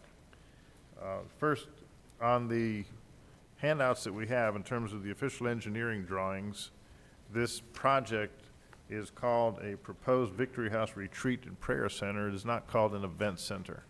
When did the title, so to speak, of this project change to an event center versus a retreat and prayer center? Yeah, so that goes back to when staff was trying to determine an actual use as it relates to the use chart in the zoning ordinance.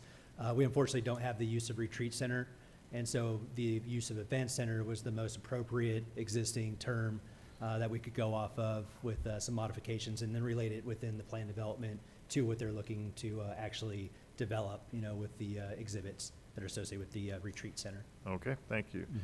Next question. It does state in the papers that we have for the staff briefing on this that this portion of the property is going to be for profit. That's correct. So then, understanding how the mechanics of this would work, but because the church is in the front of the property, it stands as a nonprofit and there is no property tax. But there's going to be some mechanical way, I guess, officially designating this portion of the property as commercial property and property taxes will be assessed. Do I understand that correctly? That's a great question. I'm not 100% sure. I don't know if the applicant can speak to that a little bit, if they've run through that thought process with their own property. I'm not sure about that, and how an appraiser might look at that. Yes, please go. So that will be, since we use DCAD to do our calculations, the county will go through and meet with them. Generally what happens is they will look at what portion, they'll look at the total revenue and what portion, and then they have the option, if it is for profit and they're renting the space, to tax them for it. But DCAD will take the lead on that. And it'll be based on their books and all the other stuff. So if they're renting space, and the fact that they are calling it an event center, which could put it back on the tax rolls versus a not-for-profit.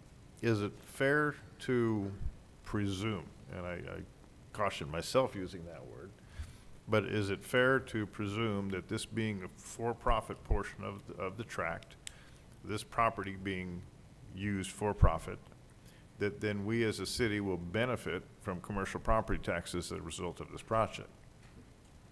I'm not 100% sure I about know. that as it relates to property taxes, but I guess, yeah, so I said, is it fair to presume that we would benefit from Yeah. property taxes? I can't speak to what the state comptroller's website does say about uses like this as it relates to sales tax. So if an event center rental doesn't necessarily command sales tax revenue. However, if they're providing food, it's regarded as a caterer, so then sales tax could be assessed at that point. The applicant is proposing overnight stay for the retreat center guests. That would be subject to the hot tax, things like that. It depends on the activity and how commercialized it is, I guess you could say. Well, you just answered two of my next questions. All right. In terms of this property being used for profit, for rentals, for lodging, the city could also benefit from sales tax and hotel occupancy taxes, but coming into the city revenues. Mm-hmm. So that was my next question. Is there any idea in terms of what this overall project costs? And I'm asking that question not to question it, but we always look at something like this for something being built new as a positive for an organization or an individual wanting to invest significant dollars in our community, which we always appreciate. Is there any estimate provided to you by the architects, engineers, or the applicant on the dollar value of this project? I do not have that information myself, but they are here to address that. Does the applicant have any rough estimate of what this project is going to cost? Please come forward.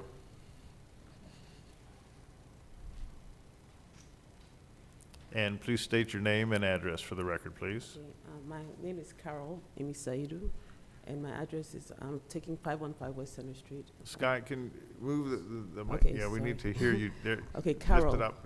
We need to Sorry. hear you just a little better. Yes, Carol Emisaidu, and my address is 515 West Center Street. Thank you. Okay, so what we aim to create is an oasis in Duncanville for the inhabitants of Duncanville and all the surrounding area, a place where they can come and get away from the stress and the hustle and bustle of what's going on in this world today.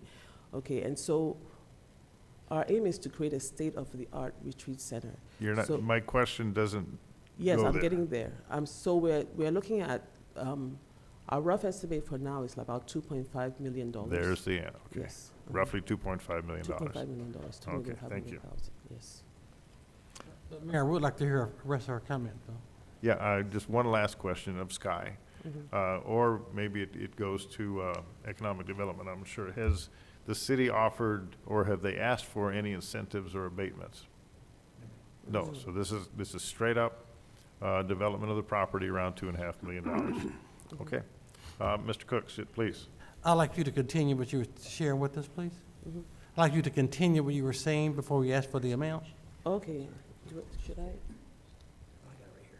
Okay, everything's there? Yes, ma'am. Okay, so, all right, so this is our presentation. This is towards the entrance of the site. Mr. Thibodeau has already gone through the site studies, and so I won't be going there, but we're not using the whole site as you're aware. We're not using the front portion of the site where you have the church and the church parking space. So the event center is focused upon the back area of the site where we have just bare land at this point. Okay, so what we intend to create are prayer booths for individual use. So we have 12 prayer booths for individual use that will just contain a table and a chair. Then we have a welcome center with 8 rooms for small group prayer meetings. We have a chapel and a gazebo. And we have about 1.6 areas of landscape space, a prayer walk around the space, a dry creek bed, and we're going to use terracing, different levels to create that privacy between all the inhabitants in the area so that when you're there, you'll have a sense of isolation, even though there are a lot of other people there because of the differences in level that we intend to create. We've spent a lot of time on the landscaping of this proposal, and so what you see here is a 3D view. The building at the front, the larger building is the prayer chalet that contains all the overnight stay areas, and then going up there we have a bridge that takes us to a gazebo, and at the very end of the axis is a chapel, and it's a chapel for the users generally, and it's also going to be used as a wedding chapel. We decided to add the wedding chapel to this for commercial reasons because we want to be able to maintain this facility to a maximum, the landscape and everything. We want to do a very good maintenance program for it. And so that is why we've gone so commercial as to include a wedding chapel in the retreat center. Okay, so what we have there, those buildings at the back there are the prayer booths, and those are for individual use. So this is the bird's eye view here. Okay, so this is a view of the welcome center and the prayer suites. So we enter from the right side, from the south side, and then we have 4 spaces on the ground floor, on the first floor, and another 4 on the second floor. So this is the only 2-story building on the site, and it includes spaces where churches or small groups can come and have privacy, and they can spend like 1 or 2 days there, or a maximum of 3 days. It's only for very short-term stays in isolation where they can just pray and meditate and fellowship together. So this is the first building that we have on the site. Then after that, going up a slight ramp that is ADA compliant, we go to the next space, which is a gazebo, which is an open air, small group meeting area. And then towards the north of the site, we have the chapel, which is going to be surrounded in mostly glass. And then towards the east of the site, we have the small individual prayer booths that just contain very simple furniture. It's just a table and a chair just for isolation, meditation, seclusion, just waiting upon the Lord. Okay, so this is our site sections and elevations as you've already seen. Okay, the largest building is the prayer chalet, and then we have the smaller 1-story buildings following. Okay, so this is an aerial view showing the landscaping of the site. Towards the west is where the residential area is, and we are creating a landscaping buffer all along that side. And of interest is the fact that our site is much lower than the houses behind, and so we're not obstructing any views to the park or to the landscaping space, the park on either side, whether to the east or to the north. We're not obstructing any views by our development. Okay, so we've spent a lot of time doing the landscaping planning, and so we have all the details there showing the levels that we intend to use, showing all the prayer walks and everything. We're trying to create a natural oasis in all that we're doing. So we have the landscaping plan. As you can see, the car parking area has been modified for the section that is for the retreat center. The 2 reasons why we didn't extend the chopping off of the car park to the existing car park. Number 1 is that we don't intend to use the existing chapel, the existing church and car parking space. We have enough parking, we have enough dedicated parking for the retreat center. in the new parking area. And the second reason is that the reason for the 15-foot buffer is for the new development is that we have a 15-foot easement, utility easement, all along that border side. But the utility easement actually ends where we have ended, where our car parking ends. It doesn't extend all the way to the existing car parking. And so we didn't think it was relevant as far as city zoning ordinances are concerned to extend the buffer all the way to the existing parking space. But we are flexible. If the city requires that we do it, we don't have a problem with actually doing it if it is required. Okay. So this is the type of space that we intend to create. These are the type of views we intend to have. You see the gazebo up there. That's the type of gazebo that we intend to do. We have a prayer walk that circulates the whole perimeter of the site where people will be able to walk and meditate in isolation. And you can see on the smaller drawing on the right, we're emphasizing a change in levels to create that sense of privacy on the site. Okay, so this is, so this is another view showing how at the bottom left, you see a dry creek bed. We're going to incorporate landscaping elements on the site to create that sense of peace and isolation. We don't want to use water elements because we don't want to, we want to keep the place as safe as possible for all inhabitants. So we're going to create a dry creek bed to create that atmosphere of that water effects on the site. And we have a lot of landscaping elements, both hard landscaping and soft landscaping elements to create that oasis effect. So this is the actual entrance to the gazebo. So this space that we see here is from the prayer chalet to the gazebo. You see that we have a ramp that is ADA compliant. We've been very careful to make sure that all the facilities that we have are ADA compliant. So we see a 1 in 12 ramp that goes up to the gazebo, and then we have another 1 in 12 ramp that goes up to the prayer chalet. In the lower picture there, we see the individual prayer cubes, and then we see the prayer chapel at the very back. Okay, so that's what we have for you, and thank you for your time, and thank you for this opportunity. I do have another question real quick. Two things. One, I mean, how many acres is this? It's, for the actual area that we're using, it's about 1.6 acres. Okay. The actual portion that we're using, but the whole site is about 4 acres. And then the second question is, of course, as everything is happening, there's opposition. Was she able to see the notes of the opposition in the area? No. Response letters? No, I have not. No.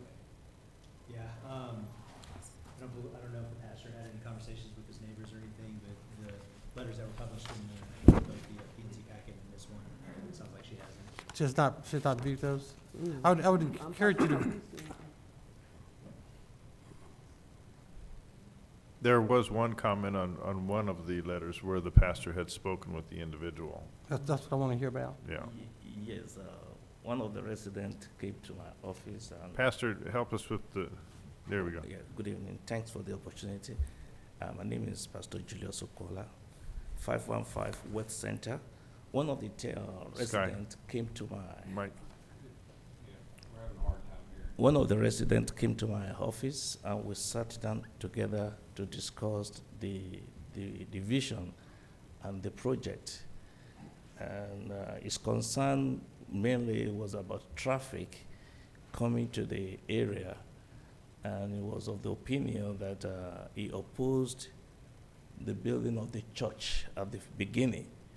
And that now again we are bringing another project to the area. And I tried to explain to him that the traffic coming to the place will not affect him in any way. Because most people come in, they come through the north side of the west side, and they have nothing to do with the Park Street where his house is. So there's no way the traffic can interfere with his own personal life. So after that, we shake hands and we hug each other, and we parted. Okay, thank you for answering that question. That concludes my questions. Thanks. Okay, Mr. Contreras, then Mr. Kuntz. Yeah, excuse me, I'm losing my voice here. That may please some of you. You showed an artist rendering of the landscape buffer between, on the west side, between your project and house. Could you go back to that? Yes. On that rendering, it doesn't really match up with the distances I'm looking at on the site plan. So yes, yeah, so it's the, towards the top is where the houses are, yeah. that's Okay, what- okay. Towards the top, so towards the bottom is where we have a creek. We have a, yeah, we have a stream all the way, so it's all landscaping there, so it's all existing landscaping. Okay. Yeah, so it's Thanks, towards the thanks top, for sorry, yes. correcting me on that. The second question I have is, well, I'm going to term it the event center. I think you used another term for that building. How large is that building? The first building, Well, I'm trying to see, I can't read what this is labeled on here. It's the larger of the three structures. it was in there. So I-shaped building? Yes. Which building? The I-shaped building for this one. Okay, this is one.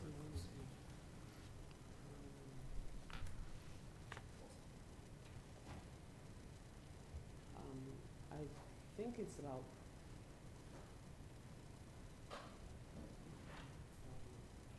I think we use about 2,000 square feet. I'm not sure. If I zoomed in, I'll be able to see by that. Okay, so I'm confused. Is this what you, when you couldn't fit the use of this building into any definitions in the ordinance, you used event center?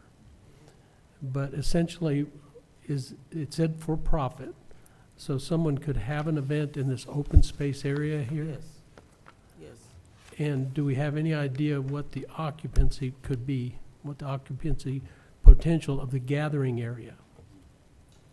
That'd be related to floor space per person, Yeah. right? Right. Gosh, I think that's changing with the new ordinance updates, but yeah, so as it relates to parking in the zoning world, you know, we park it in the main assembly, one space for every 4 fixed seats, just like a church, you gather in the assembly and we disperse afterwards. As it relates to occupancy and something that will be measured when they actually submit for building permit, that would be kind of a different type review.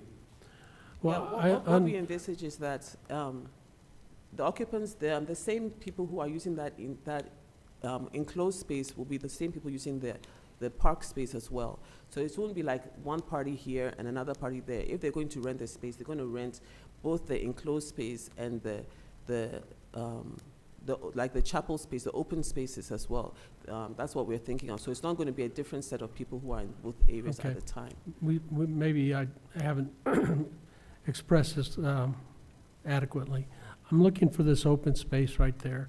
For the traditional event center activities, how many people, and I would have thought that you all would have looked into this, how many people can gather in that main floor area there? Okay, let me. Well, excuse me, and I apologize for this, but right now I'm directing my Okay, sure, question so- to Sky. From my knowledge, I'd have to verify with the building official, but I think one person equates to 4 square feet of area. Mhm. There's the occupancy, also type ways to factor in that. I'm not sure the final amount as it relates to the structure. Yeah, it's an important question that we have to answer because I'm sure that as I read through these letters, I'm sure that these folks are worried about the overall amount of traffic at one given event. Headlights, car engine noise, music, people talking outside. Event centers typically generate noise even outside of the facility. So while they're inside the facility, it may not be so noticeable, but it's the coming and going at the beginning or the ending of an event. And that's where event centers typically in the past have been placed in areas that were not next to residential. As a matter of fact, I can't remember an event center located near residence like this. And you might be more aware than I am, you know, there's performance standards like noise and that kind of thing where we measure decibels. Yeah. The sound volume, that property boundary, making sure it doesn't exceed, you know, should we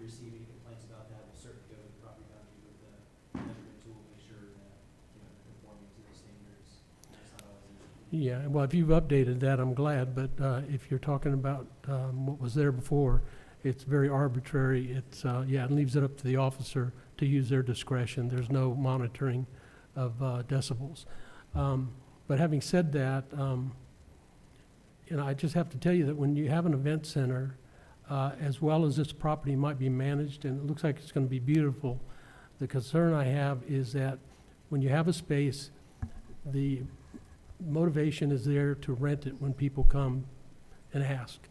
And until I know the occupancy, possible occupancy, so I can get an idea of the noise level that could be generated outside by people coming and going, and when they leave at events, they're out there talking, and it could be later than some people that live behind it stay up.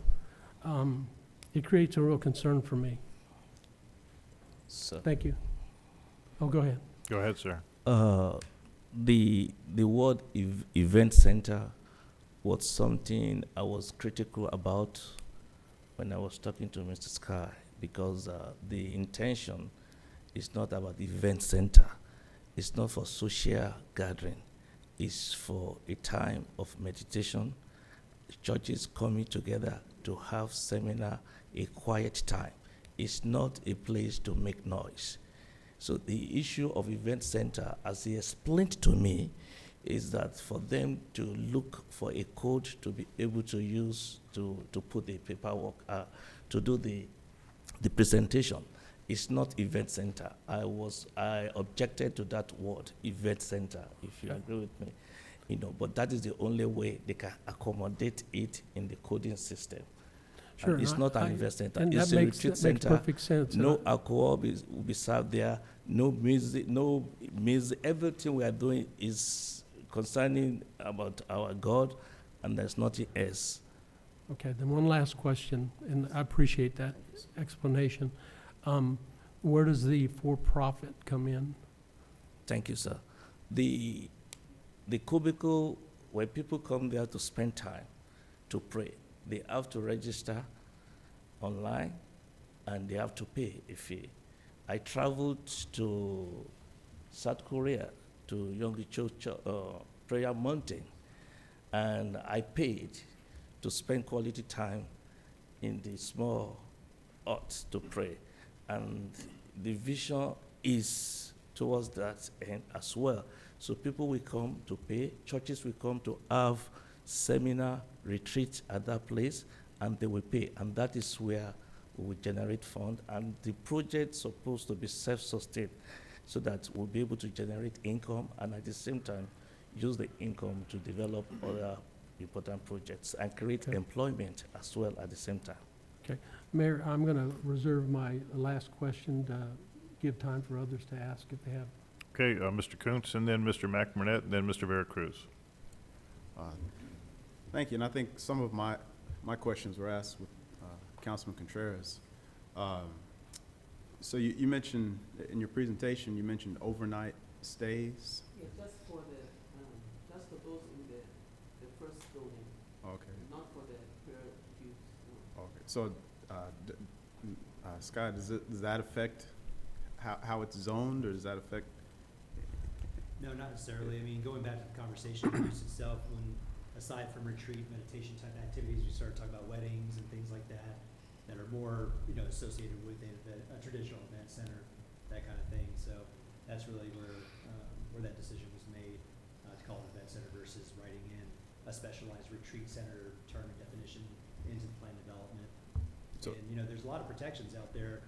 I think it's Arlupa, forgot when the case was, went through the Supreme Court. There are a lot of protections for religious facilities. In this case, since it is commercialized, it just has to be dealt with this different way, since it's not a non-for-profit activity. So is that where they're renting the small spaces, the small prayer rooms for an overnight stay? Or? Yeah, what you see here, we have 8 different spaces to rent. There's no crowd coming here. We have 8 potential spaces that could be rented out. So in each of those 8 spaces, we have one small group meeting area, and then we have two smaller prayer rooms where one person could stay, or 1 or 2 people could stay overnight. So we have those two 2 small rooms, and then 1 bigger room, which is like a living room, and a small group meeting area. So we have 8 of those units on 2 stories. That's it. And so it's not any large-scale, big group events area. No. If I may add, at any time, the total occupants there should not be more than 18 or 20 people at any particular time. And then one of the claims on one of the people that spoke against it is that the value of the surrounding properties would decrease due to having quote-unquote event center. I know we've talked about that, but can you speak to that? Is that a valid claim at all, that any of this would have that effect? I really can't. Yeah, apologize. Thank you. Sorry, Mr. McBurnett. Thank you, Mayor. Thank you for being here and making your presentation. One of the questions I have is that, and possibly concerns, is you have a school across the street, but also will you be serving alcohol along with if you're serving food and stuff, will you be serving alcohol? No, sir. Okay. It's a religious building, a religious setup, no alcohol, and nothing illegal will be done there. Okay. The other question that I have too is that, you know, we received several notices. Have you reached out to the people? You've had one gentleman you had a conversation with, but what about the other people in the neighborhood? What assurances or what have you done to make them feel that this would be a good project to go forth? Thank you, sir. We sent out letters to all the neighbors, and it's as a result of the letter that we sent that the gentleman came to come and talk to me. And we have other neighbors that we've crossed paths, and some of them were excited about the project. Very good. That's all for my questions for now. Thank you. Thank you, Mr. Veracruz. Thank you, Mr. Mayor. So mine's more related to what I do for a living. So can we get a fire engine back in there? You know, is that driveway wide enough? Probably Mr. Tipperdoe. Definitely. When we were doing the planning, we have the requirements for a fire engine, both on the width, the turning radius, and then the weight of structure. Would you talk on the microphone, please? We took all those into consideration when we were doing the site planning. The city has its ordinances. There's also the IBC, the building code. So we took into consideration the turning radius of the fire trucks. We took in consideration the weight of the fire trucks. I think it's like 80,000 tons or whatever. We took all that into consideration concerning the surface that we're going to use, concerning the turning radius and everything. So all that has been considered in the site planning. Okay. And then my next question or statement would be, are there any low-hanging limbs on that road? Overhanging limbs? Yes. Trees, limbs? Yes. No. Okay. No. It's hard to tell from some of it. No overhanging. And then the last thing, and this might be for Mr. Ramey if he's in here, but where's the nearest fire plug to get water to take back in there if you had to? We have existing fire plugs, but I think in the site plan, in the landscape planning, you see that we made accommodation for 3 more fire hydrants. But Okay. there are existing fire plugs on the site, but we intend to extend them to make sure that we fall within the maximum length of fire hydrants. Okay. Thank you very much. Thank you, sir. Okay, going back to Mr. Contreras, you had one final question? Well, it isn't a question, but it is excuse me, thank you. It isn't a question as much as it is a statement. And that is still a concern about the for-profit. And I understand and I respect the answer that the pastor gave regarding those smaller buildings. But that main building is still a concern to me. And I would have to see language put into this. This is a plan development. You're doing it that way? I'd have to see language put in there that stipulated without exception that what the conditions were for who would be able to use that larger building, and what hours, and what days of the week. Pretty well completely a comprehensive description of how that facility would operate and be occupied, including, to Councilman McBurnett's question, provision in there that would exclude the use of alcohol. And I think that goes without saying because it's all church-based. But I'd have to see that language in there before I could vote for this. I think we actually did submit an operational plan. We can actually include that language in the motion for the stipulations you want. Go to the final slide coming out of P&Z where it talked about the 15-foot this, the foot and that, because there are stipulations that came out of P&Z. There, Mr. Gutierrez, we can actually add your concerns to this in a motion to ensure what your concerns are, that they follow through. Yeah. There would be the aspect in terms of there would be no alcohol served. We want hours of operation. We want some terms of occupancy. Now, the occupancy is going to be difficult because the rendering that we have down there in that little bitty footnote said this rendering is not for architectural, permitting, or legal purposes. It's strictly a conceptual drawing. But we can add language. City Attorney, are you with me on this? In terms of what Mr. Gutierrez is asking for, I think it has merit in terms of putting some more stipulations into the recommendation in terms of where we want to go. Yes. And that would ensure then that in compliance with those stipulations, nothing moves on this project without being in full compliance with what you're saying. Right. And that way we don't have to look at this, we can work this and we can make a decision on this tonight. Yes. Okay. And, and since you said that, and thank you, Mayor, I appreciate that. I think I've worked with this church for a long time before y'all came on board, and I've seen a lot of successes there, and I'm glad you're maintaining those successes. It looks like a very interesting project for the community, but these questions that I'm asking and these provisions that I'm asking for have nothing to do with the goodness that you present at that location. This is strictly on behalf of those people that are opposed to it for the reasons that are probably unknown to them. They don't know what's going to happen.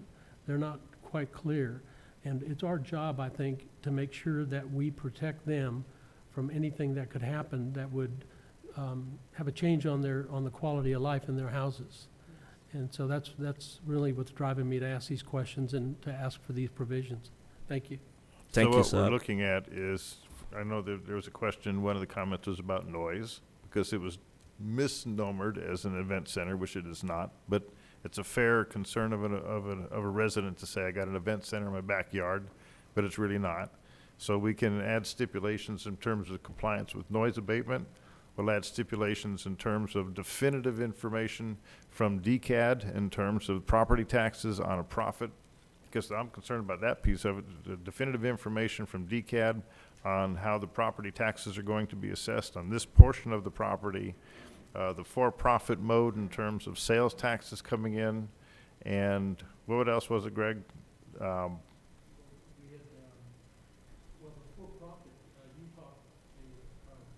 You talked relative to taxes. I'm talking about who can rent the place and for what. If you had just a large party in there, it's not going to be much of a party for some people because there wouldn't be alcohol. But so I'm looking for the profit part. So of what that. we're desiring from the pastor and his staff is to make a determination as we go on to this in terms of what they predict as maximum occupancy for the prayer center. Right. And in their rental agreement, that rental agreement would stipulate maximum occupancies as well. Right. So that would be another piece to add, City Attorney.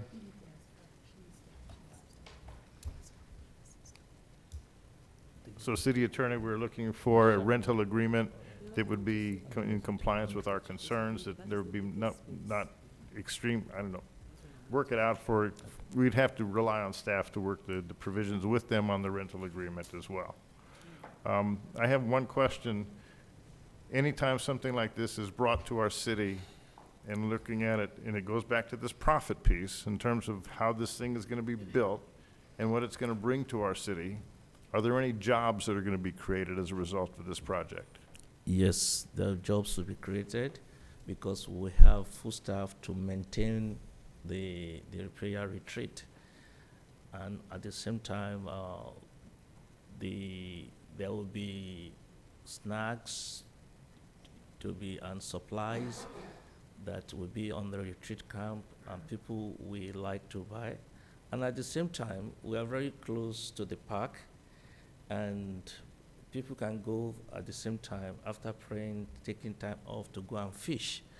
And we will be selling some fishing hooks at the same time at the park. So in as much as possible, we will try to make the place productive for the center, and at the same time, the city will benefit from there. Okay. Mayor, who's captured all those notes? I know if we're gonna make a motion tonight, someone has captured all those notes. We're getting, I mean, city attorney has been making notes, and we're not moving anywhere until we get exactly what we want in those things. One comment that I would make, and it's more like Mr. Contreras said, it's not a question, more of a comment. I was listening very closely to what you described this to be as an oasis, and looking at the artist's conceptions.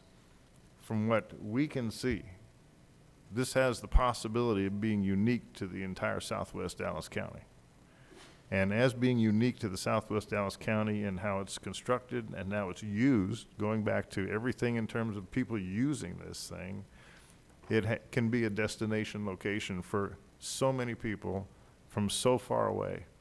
And I think that has an opportunity to put another gem in our crown for our City of Champions, to say that we have this particular project where people can come from miles away to do what you envision it to be, for a place where people can come and worship the Lord. And that's what I see and understand from everything you're saying. That's what its intent is. Yes, you said that they're weddings, but aside from that, you know, gatherings for worship of other sort, this is our concern as well. You know, as I said, this has some uniqueness to it that I don't think exists anywhere else. And your creativity and your vision for this, I think, is to be commended. But we as a council have to make sure that we understand, as you pump $2.5 million into this project, that it's the best use of that land for our city as well.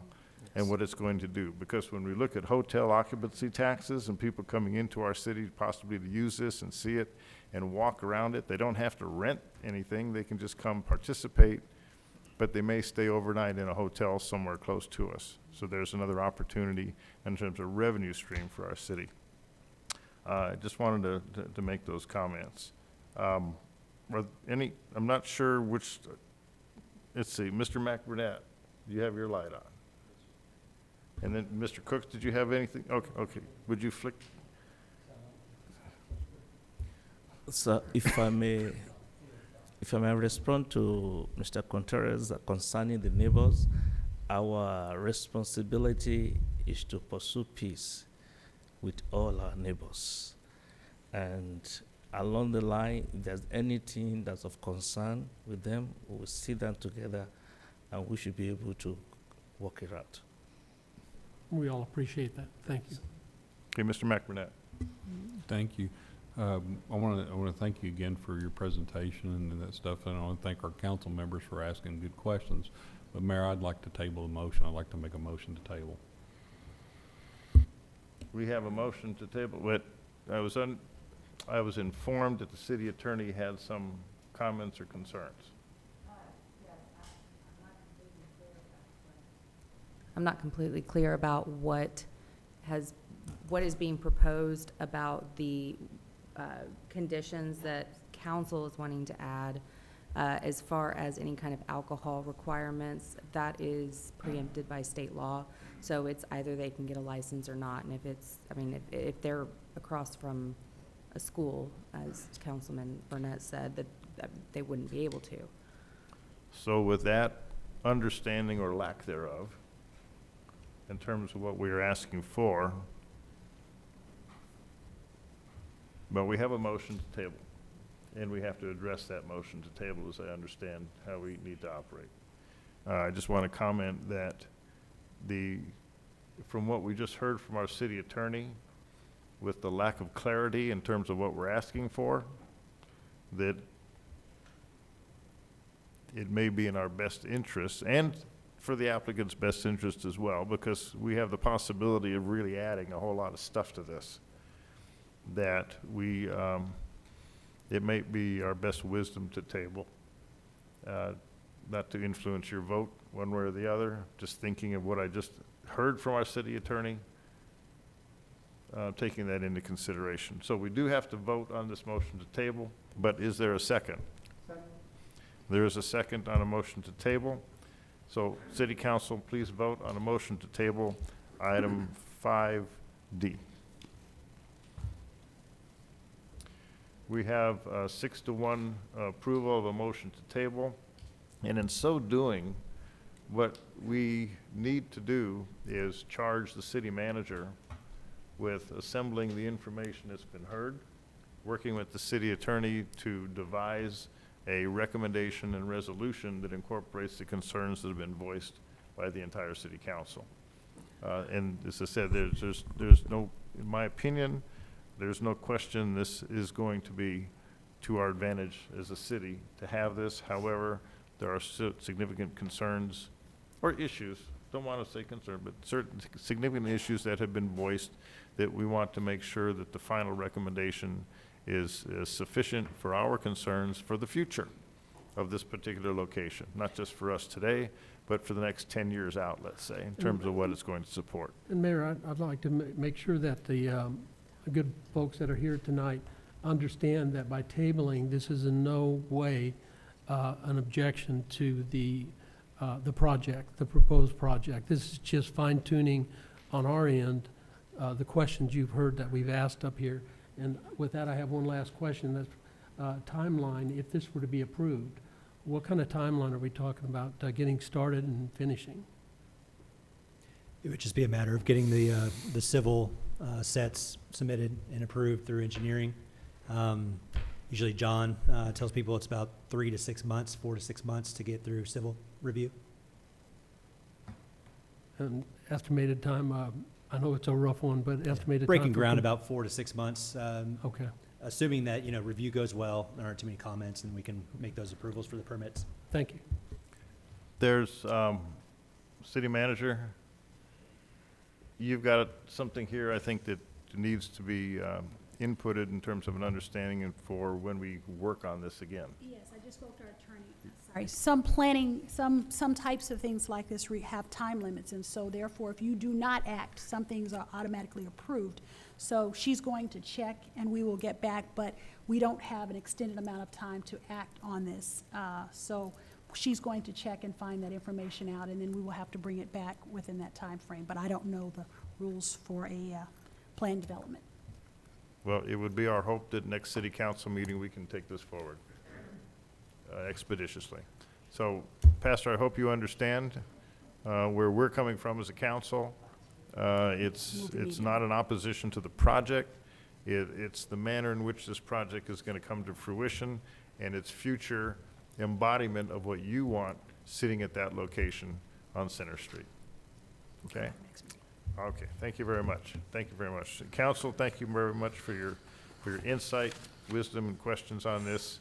It's to everyone's benefit and advantage for what we've done tonight. I appreciate that. Mayor? I'm Yes. sorry. As far as tabling it, there's not a specific timeline that it needs to be acted on, but it would be best to, the recommendation is to table it to a specific meeting. So if you want to try to table it to the next meeting, that way, Well, I instead said of we'd like to tabling carry, it indefinitely. we'd like to take this up at our next city council meeting, For a regular meeting on the 17th. a regular meeting. Is that what you're asking? yes, instead of tabling it indefinitely. Oh, yeah, setting yeah, the yeah, time. yeah. No. Yeah, the intent is that at the next city council, the next regular city council meeting, this item will be on the agenda. Working with city manager, Yes. an amended recommendation. Now, does that recommendation have to go back to P and Z, or we carry it from here because we're the approving authority on recommendations coming to us from P and Z? No, it doesn't need to go back to P and Z. Okay, we're the final authority on it. Yes. Very good. Thank you very much. Good Hey. evening. Let's see. We are on item 5E. Consider a resolution to establish Juneteenth as a holiday in the city of Duncanville. Mr. Siegel. Good evening. Before you is a resolution at the request of Councilman Cooks to amend our City of Duncanville's employee handbook, specifically our policy, HR Policy 4.03, holiday leave, to include the Juneteenth holiday. The city currently, and I think this is included in your staff report, we do, within the policy, we identify 10 observed holidays, including a birthday holiday, making a total of 11 holidays. And this slide shows the holidays that we do observe currently within the policy. There was an HR survey conducted by one of the municipalities in Texas. It was sent out to 200 plus Texas HR municipalities. 101 cities answered the survey, including us here in Duncanville. And the survey data, you can see what the respondents, where the respondents were from. The biggest respondent group was from North Texas. Some of the questions that were asked, I included 2 in our presentation. How many holidays, including a floating, personal or floating holiday, does your city offer? And you can see the ranges between 15 to 9 observed holidays, 11 being the largest percentage, and that is, of course, what we offer currently. The other question was, does your city recognize and observe Juneteenth? And 4.8% currently observe or observe Juneteenth, 54% are considering to observe or recognize it, and 41.3% do not or does not recognize or observe it currently. And to note, and as I mentioned at the last meeting, no best Southwest city currently recognizes or observes Juneteenth. There are associated costs. The biggest one is the indirect cost. That would be $62,000 as an indirect cost. And that's purely just is based upon the sum of the daily rates for all of the full-time employees that would affect. And direct costs are very minimal. They only affect the classified civil service of police and fire. And that would be if any of them would leave employment after the Juneteenth holiday. And if they hadn't used that holiday because they're front-loaded at the beginning of the year, the civil service employees, then they would get paid out for the day that they did not use or observe. Alex has to help with the video. I think this is Mr. Cook's Do you need video.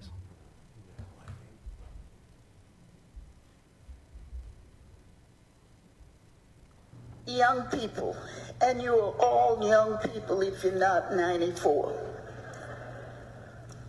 You know I'm flabbergasted. You know I'm humbled. I just want you to know that you, as senators, must be a committee of one. A committee of one to change somebody's mind. If people can be taught to hate, they can be taught to love. And you are a body of people who can change the world.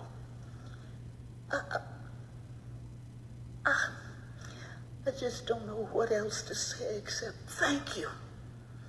Thank you for all you've done and are doing. And just know that our getting Juneteenth to be a national holiday is a we thing, not a me thing, but a we thing. And so much more to do, so much more. We mustn't get the stories to the children.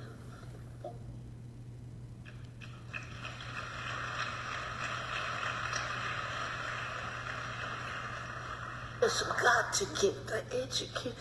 We've got to let people know what actually happened so it doesn't happen again, so we can heal from it, so we can get on with the work of Texas is too big and too rich to have joblessness and homelessness and climate change and health care that some people can get and others can't, and police brutality and the pipeline from the school to the prison. We got to do something about it and do something now. Thank you, young people.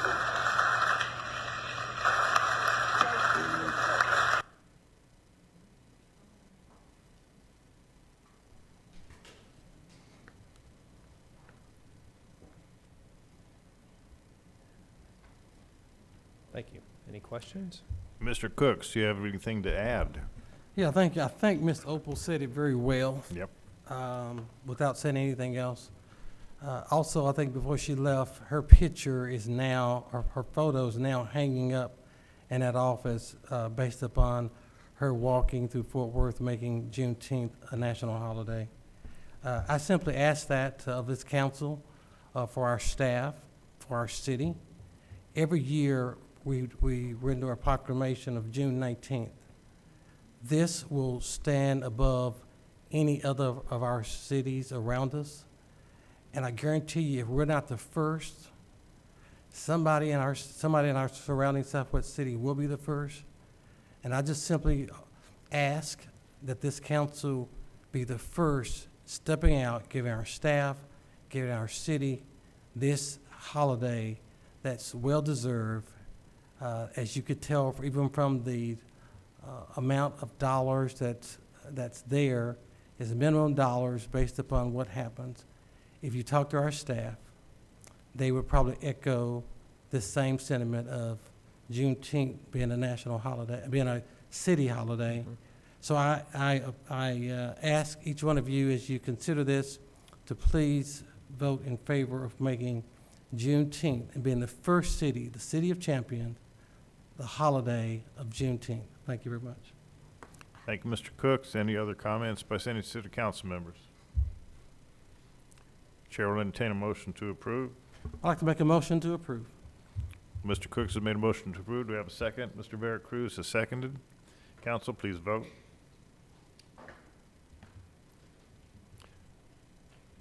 Resolution is approved. Mr. Cooks, thank you for bringing that to us as a council and to our city. Thank you. As well. And as a secondary piece to that, not a motion, but since we are in budget season, city manager,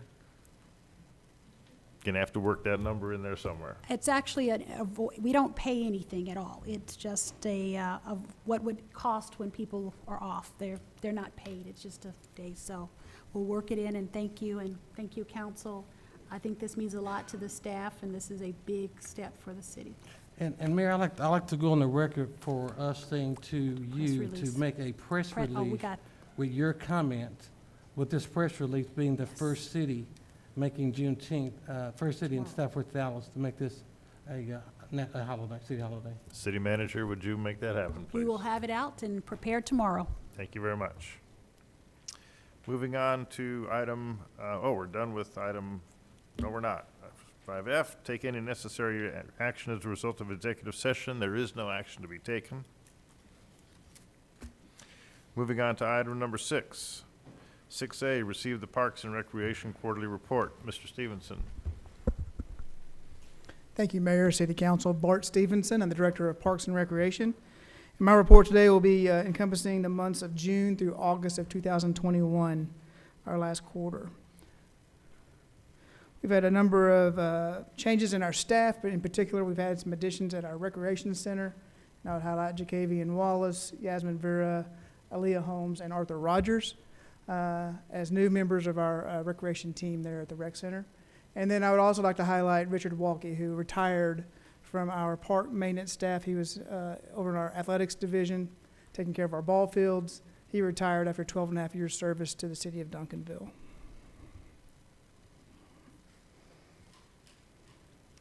So a few of our park maintenance measurables over the last quarter. Again, we've all been dealing with COVID-19.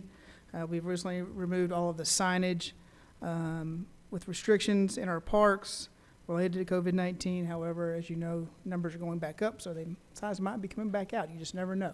So we'll play that by ear and do what we need to do to protect our citizens in our utilizing our parks. We did have 2 projects related to our public works activities with the new signal light going in at Wintergreen. We had to move our irrigation system there, as well as take care of the irrigation system at the Daniel Dale Highway 67 entryway monument since that had to be demolished. And then our Keep Duncanville Beautiful, as the mayor noted in the beginning of the meeting, had 2 events this past quarter with a Texas Waterways cleanup at Lakeside Park, and then a community cleanup event at what's known as the Ladd property on June 26th. For our recreation center, we have seen a reduction in visits to the recreation center, and that's not due to anything that we're doing negatively, other than the fact that some of the other recreation centers have opened around us. We were the only game in town for quite a while, so we had a really large increase in participation due to that, and now we're just returning back to normal levels. So it's not anything negative really as to what's happening at the recreation center. We have a number of programs going on, as well as events in the past quarter with movies in the park, our Memorial Day ceremony. We had a country concert. We hosted, DeSoto hosted the Best Southwest Juneteenth event, which we participated in with staff assistance. As you are aware, that event will be moving to Lancaster next year and be in Duncanville in the year 2023. So thanks to all the council members who came out to that event. It was really well done by the city of DeSoto, and that set the bar high for us in 2023 for sure. Some of our upcoming special events, we have our Spider-Man movie in the park on Saturday, September 4th. Los Tex Maniacs will be playing on September 11th. And that is an event actually that was postponed from this past spring. It got canceled due to rain. We have a new event coming to the Recreation Center with our Junior Grand Prix.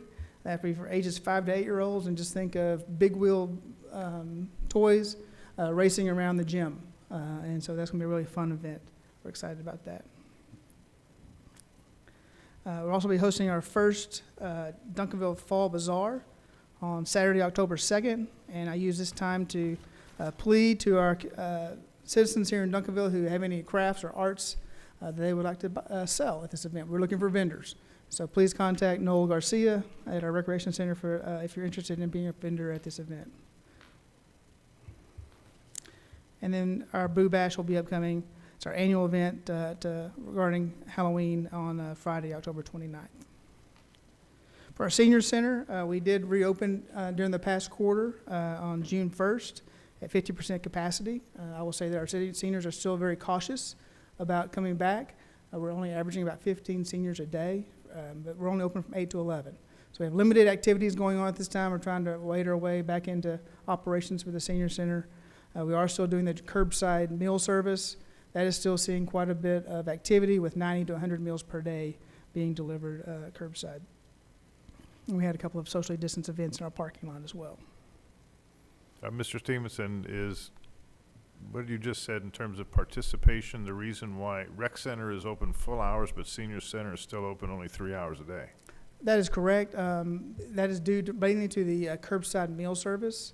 With our contract with DAAA, we have to choose one or the other. Since our seniors aren't ready to come back into the building completely, we are continuing with the curbside service. That begins at 11 a.m.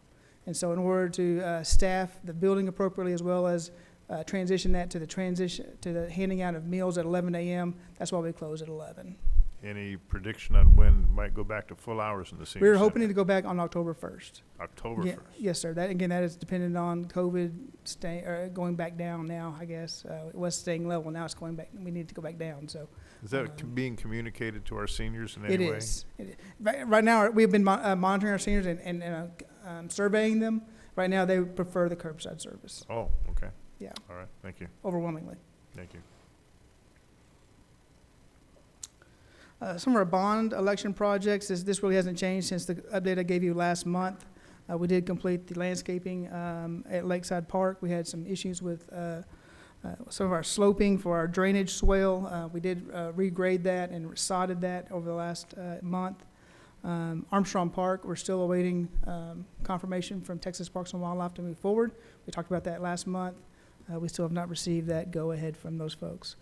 And then Harrington Park, we did receive 8 bids from contractors who are interested in the project, and we're working through the evaluation process of those bids as we speak. And then our service center renovation, at your next meeting, you'll see a agenda item recommending rejecting those bids due to the fact that there were significant irregularities or errors and or significantly over budget. So we're going to go a different route with that project and work with our consultants and our purchasing folks, perhaps to go to the CMAR route, the construction manager at risk route for that project. So that concludes my comments at this time, and be happy to answer any questions. Just a quick comment.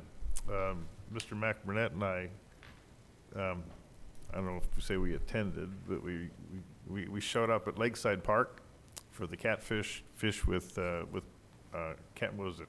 Fish with a cop or something. Fishing with a cop and catfish catch. Yeah, and Texas Wildlife was there.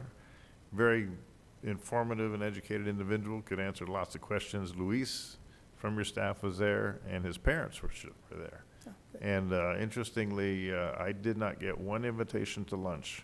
Well, I heard that there weren't a lot of fish caught. I was real disappointed. I heard there weren't a lot of fish caught that day. Yeah, they but, were just we're catching hoping that fish will and change. keeping them. Nobody invited me to lunch.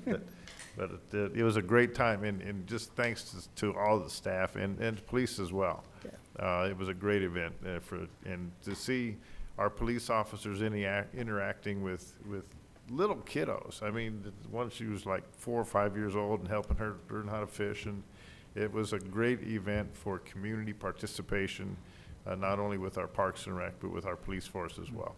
We plan to continue that event, That's and right. we're going to grow that event. We have trout stocking this winter. We'll probably do a trout event, and then come back again with catfish again next year. But That's right. Yeah, Mr. McBurnett. And I'd like to add that 2 of our officers that were there that did a good job. I think Luna, he didn't even have to put his pole in, I think, catfish. He talked them to jumping out and stuff. And I heard he's got a commendation coming as well. But See what kind of a the tall guy in the back behind Chief Brown, he did some good stuff too, help people bait and You probably jumped show in. them things. Yeah. Yeah, Mr. Cooks. I would like to ask, to keep Duncanville beautiful, is a great job in cleaning our city. I would like to ask the city manager to make sure we have a notice when they're going to be in our district in order for us to participate in their cleaned up our city. So thanks. Yes, sir. Thank you, Mr. Stevenson. So, yeah. Mayor, Yep. since Mark brought that up, this upcoming Saturday is a park cleanup at Waterview Park. So those of you interested in helping clean up Waterview Park, it's from 8 to 11. Is that right, Mark? that's correct. And so, okay. Thank you. Appreciate all you do and all your staff. Item 6B, received the Fieldhouse Quarterly Report. Mr. Brassfield. Good evening, Ms. Aretha, Mayor, Council. I'm Craig Brassfield, here to deliver the third quarter report for the Fieldhouse. While we're not going to take victory laps tonight, but we are certainly have some very exciting news to share about the first 3 quarters of 2021. First slide excuse me, illustrates that our revenues are on pace to make our goal and actually exceed our goal. Right now we're at $864,000. Our expenses, this slide illustrates that we're coming in under our stated goals at $683,000, which is illustrated here on the next slide that shows our budget numbers against what we revised what we thought we were going to do when we were putting the budgets together. But as you can see, the amount that we find ourselves in right now is quite a bit more than we anticipated. And some of those contributing factors starts with a dedicated staff. First want to recognize Bart and Timothy and Angie and all the department of the recreation. We're a great team, and it starts at the top. Our full-time staff, Richard Jones and Denise White, are here in the crowd tonight. I want to recognize those guys. Denise being the most senior tenured person at the field house. She was actually there before I came on board some 5 years ago. But the people who really get it done for us are these individuals here that work the tireless hours of a part-time at the field house. And I want to recognize each one of them. Carla Williams, Alexandria Starr, Danielle Starr, Terrence Reese, Ricky Knight, Crystal McDowell. I ain't gonna forget you, girl. I ain't gonna forget you. But these guys right here get it done, and they can't be recognized enough. And I want to thank you guys personally for the efforts that y'all bring every day to the field house. Thanks. Well, there's no shyness in any of them, except that I almost got run over at the July 4th celebration. I'm sure Carla was driving the car. It was Carla, and I asked her, said, "Where's your driver's license?" And she didn't have one. So, you got it now, okay.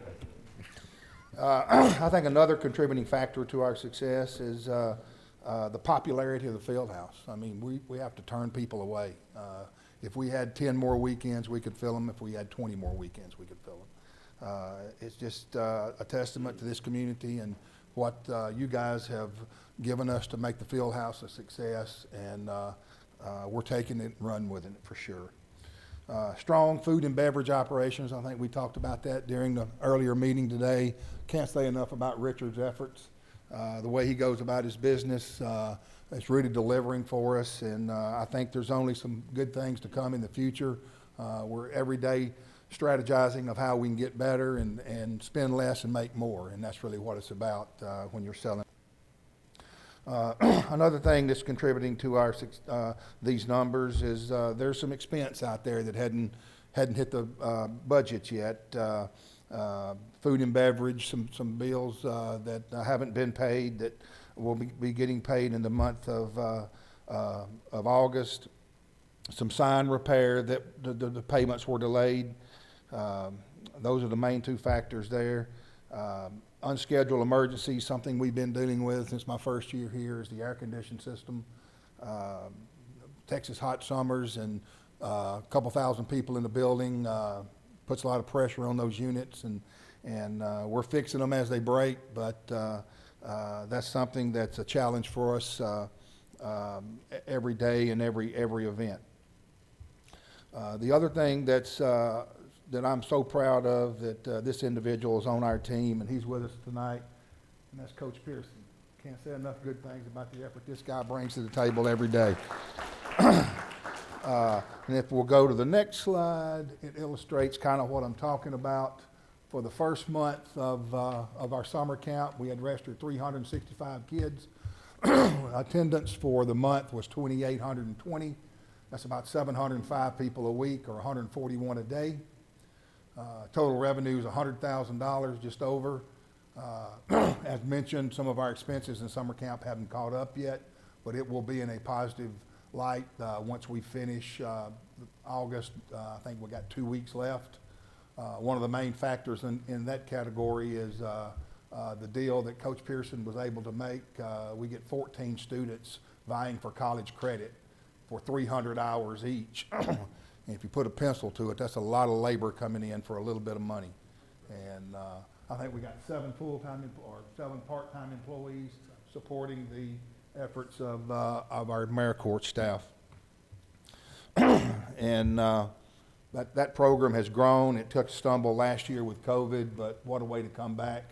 And it's just amazing of how the operation of the camp, if you were there day to day to see it, how we control or have 150 kids at our disposal that seems like everybody knows where they're going, and coaching staff is doing a great job. Coming up for the month of the fourth quarter, as mentioned, there's a lot of challenges in front of us.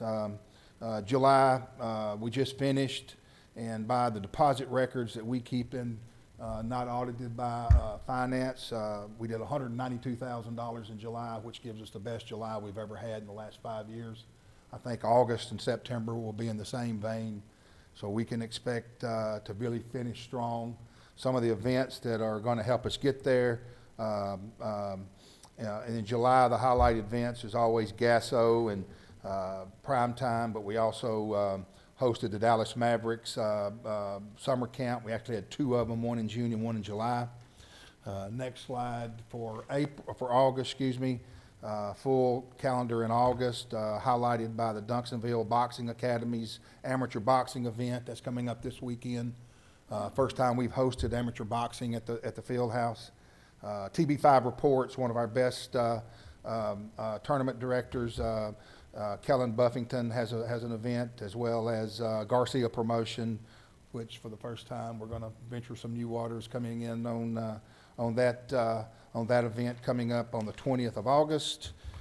And finishing out the quarter in September, we got the Red Bull 3-on-3 tournament, our final GASO, USSSA basketball tournament, and the Boss Fall Basketball League that's so popular with the high school kids. And believe you me, our staff, I know I can speak for most, we're tired. We do this every day, every week, but the desire to be successful and to win each battle is very strong with our group, and I'm excited to be the one in front of it, and I thank you guys for the opportunity. I'll try to answer any questions. You know, driving past the field house on weekends and seeing the parking lot full and overflowing. On a serious note, I look at it and go, from my background in operations and business, who's running the store on a Saturday and Sunday? Because Monday through Friday, normal operations, Saturday and Sunday, it's normal now. It's a 7-day-a-week operation. So I look to you and Richard, and I'm asking the question, who is the senior manager running this thing 7 days a week, or how are you incorporating labor laws to make sure that our employees and yourselves are not exceeding the authorized number of hours to work? Well, I think that gets back to the team effort. I think we split the time. Richard and I try to not be there at the same time. Denise, being the other full-time employee, is kind of a wild card. We all work 7 days a week. We take time off during the week. I know city, 8 o'clock is starting time, not for the field house. Nothing happens between 8 and 9 for sure, 9 to 10 very rarely unless it's summer camp. But it's a challenge. I can't tell you how many employees we actually have. I know you probably know, 27? 27 part-timers and 3 full-timers. And I don't think there's any one person. I think it's all a group effort, and team is very important. Well, no question the team is making it happen. I just looking at it from a concerned individual saying, we hope that you're getting your days off, you're getting the time off that you need, because putting in a 7-day week, number one, you ain't doing that. It's not allowed. And number two, that there is proper scheduling going on between you and Richard and your full-time staff. That's my concern. Yes, sir. Is that we're complying, and you guys are still taking care of yourselves and all of your staff. Because I've been in a 7-day-a-week operation before for years on end, and it can hurt physically and mentally. And we don't want to see that happen to any of you. So just be careful. It's my personal desire. Just be careful. I mean, it's looking at these numbers and what you got going on, it's immense. Thanks for doing it. Thank you. Let's get till September 30th, and then we'll celebrate. Mr. Cooks and Mr. Contreras. I just want to echo what the mayor said. Thank you very much for all you do at the field house. I can recall when you came here some years ago, I was think by now you would be getting older, but it looks like this group has made you a little younger because you're moving around now. Before you were like just standing there. So I want to commend you for having a great team. I was looking for a date on the calendar for the council to have a 3-on-3 basketball tournament, but it looks like we can't get in, so that's okay. We'll pass. The mayor can't shoot anyway, so that's all right. I think the Red Bull group is looking for a few more 3-on-3 teams, so maybe get on that. No, thank you guys for all you do. We appreciate it. We can't afford the rent for a 3-on-3. Mr. Contreras. You mentioned the constant work on those air conditioning units. How many of those are you band-aiding along? All of them. Okay. Are there any of them due for replacement? All of them. And do we have any money to do that? Kind of sharing some information, we budgeted $8,000 to $10,000 this year, which was an increase. We spent 34 so far. All right, last question on that. Have you Cash had in some any- CDs. There you go. You made the finance director lower her head Have you had any events where you've had semi-catastrophic failures? Absolutely. Okay, thank you. Thank you again. Thank you, Craig. Yes, sir. Kudos to all of you. Thanks for being here.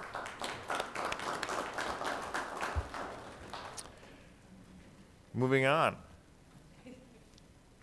Received the monthly financial report as of June 30th, 2021 from our interim finance director, Adina Atmore.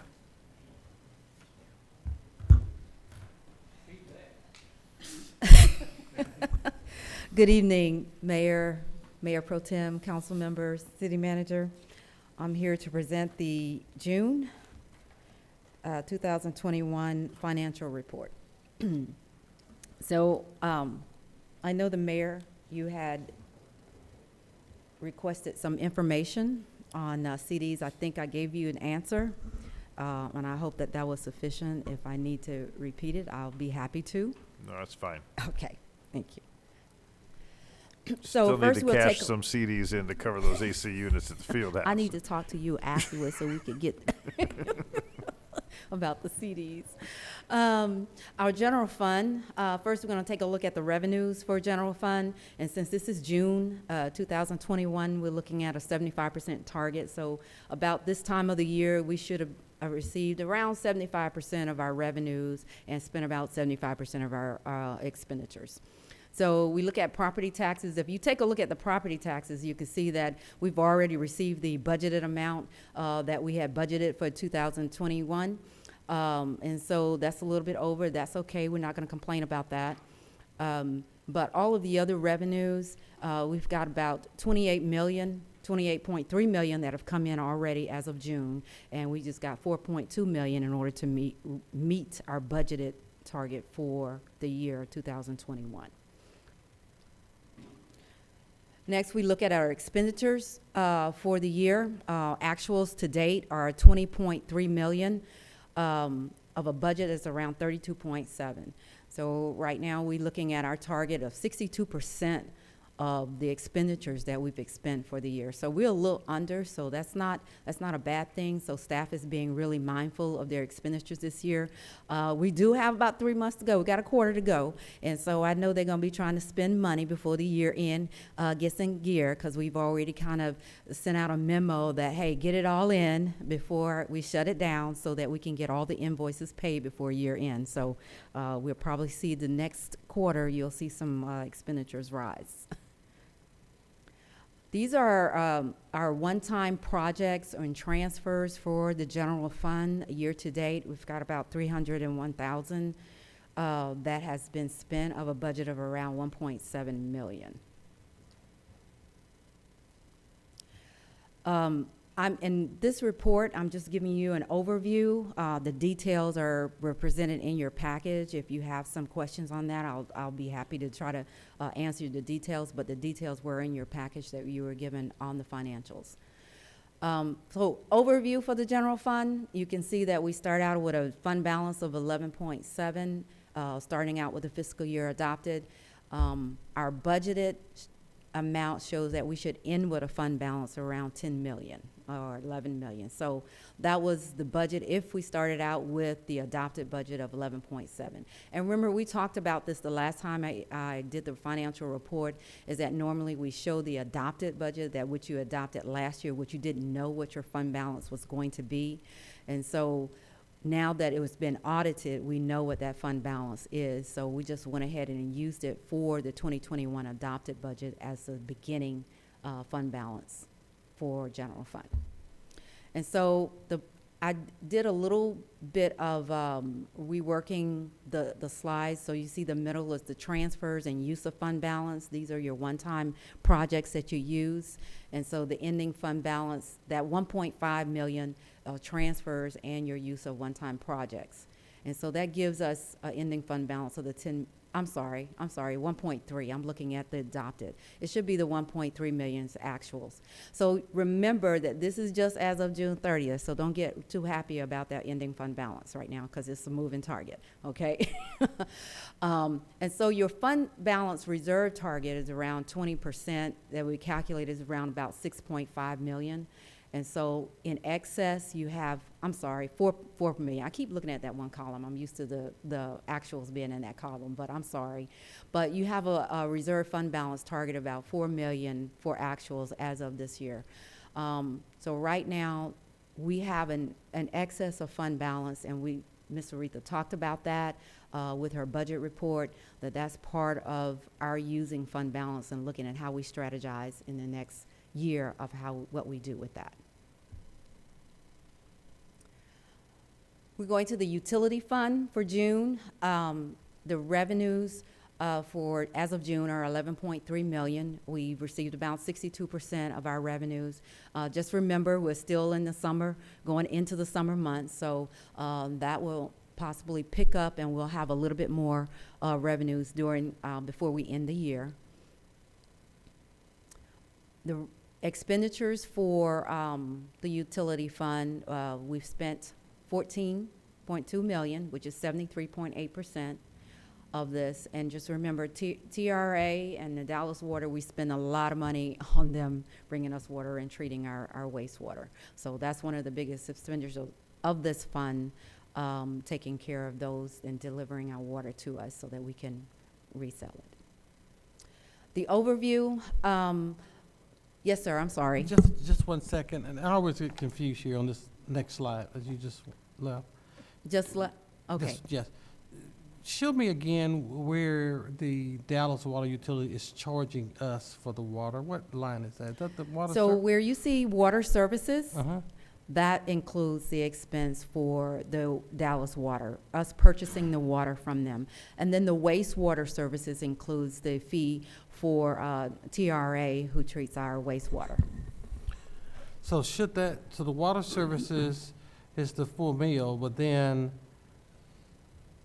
I'm sure you'll show me another line where we're charging that to our citizens, where it's transferred over to the citizens. Yes, is that right? that's your, let me go back.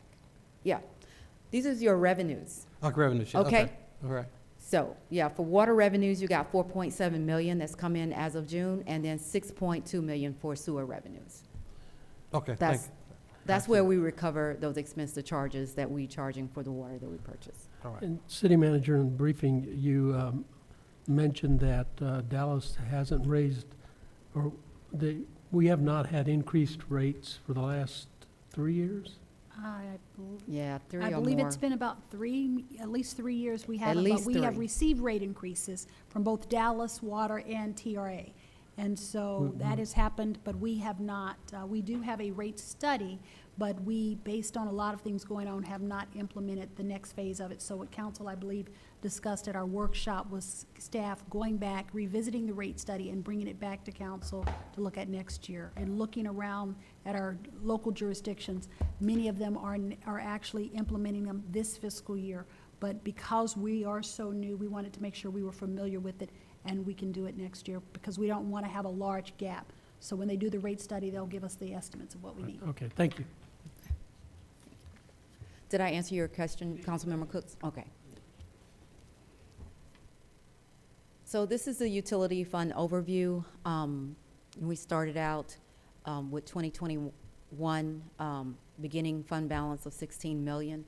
And as the city manager said, we are still looking at that to see if anything that we've missed in that fund balance, because we know that you're used to seeing it different number. So we are still doing our research and analytics and looking at that number and making sure it's the right number.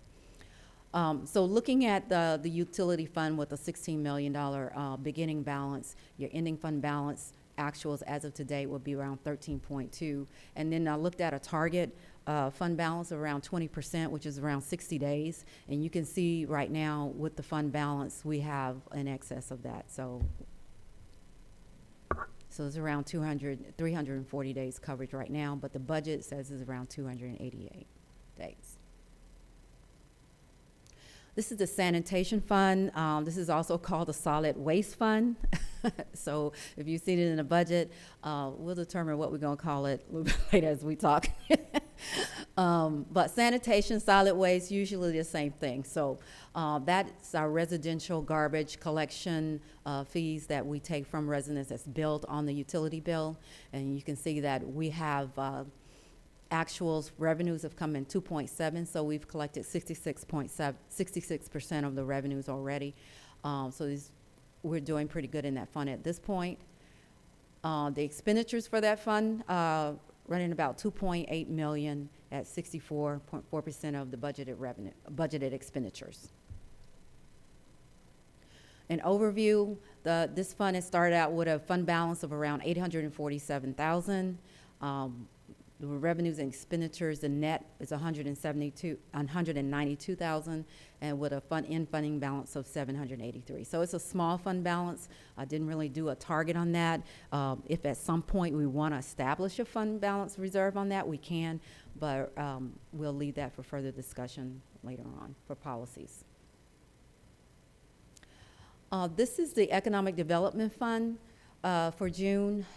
As you can see, they have revenues that include sales tax, the economic development portion of 4B that we take in for sales tax, 1.6 million, and then we have expenditures to date of over 1.4 million.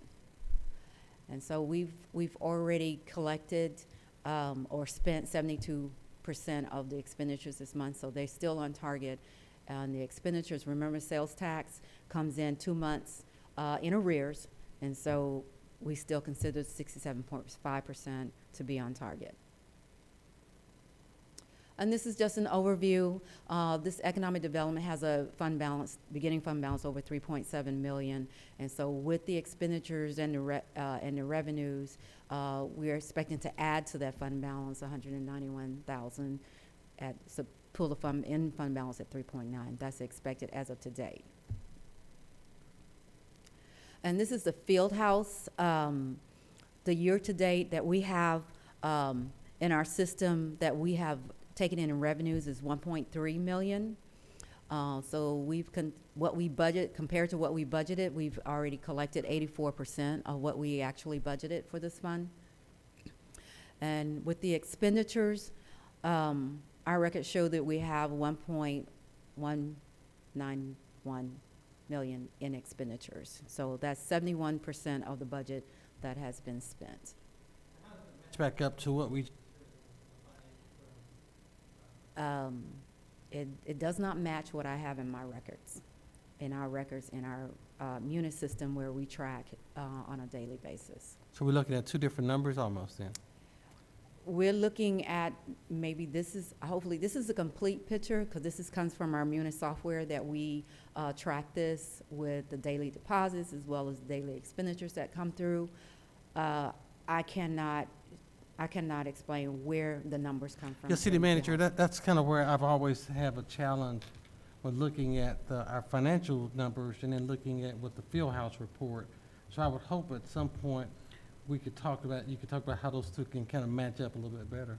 What we've discovered, and we're working through this, is some information is slow in being entered into the system and doing the reconciliation on their part, because they are slightly independent in some ways. And so our records are what are in the system, but they may have information that needs to be updated in the system. We're going to be meeting, we've identified several areas we're going to be meeting with to just make sure that we're matching up with our Munis system, because it is new.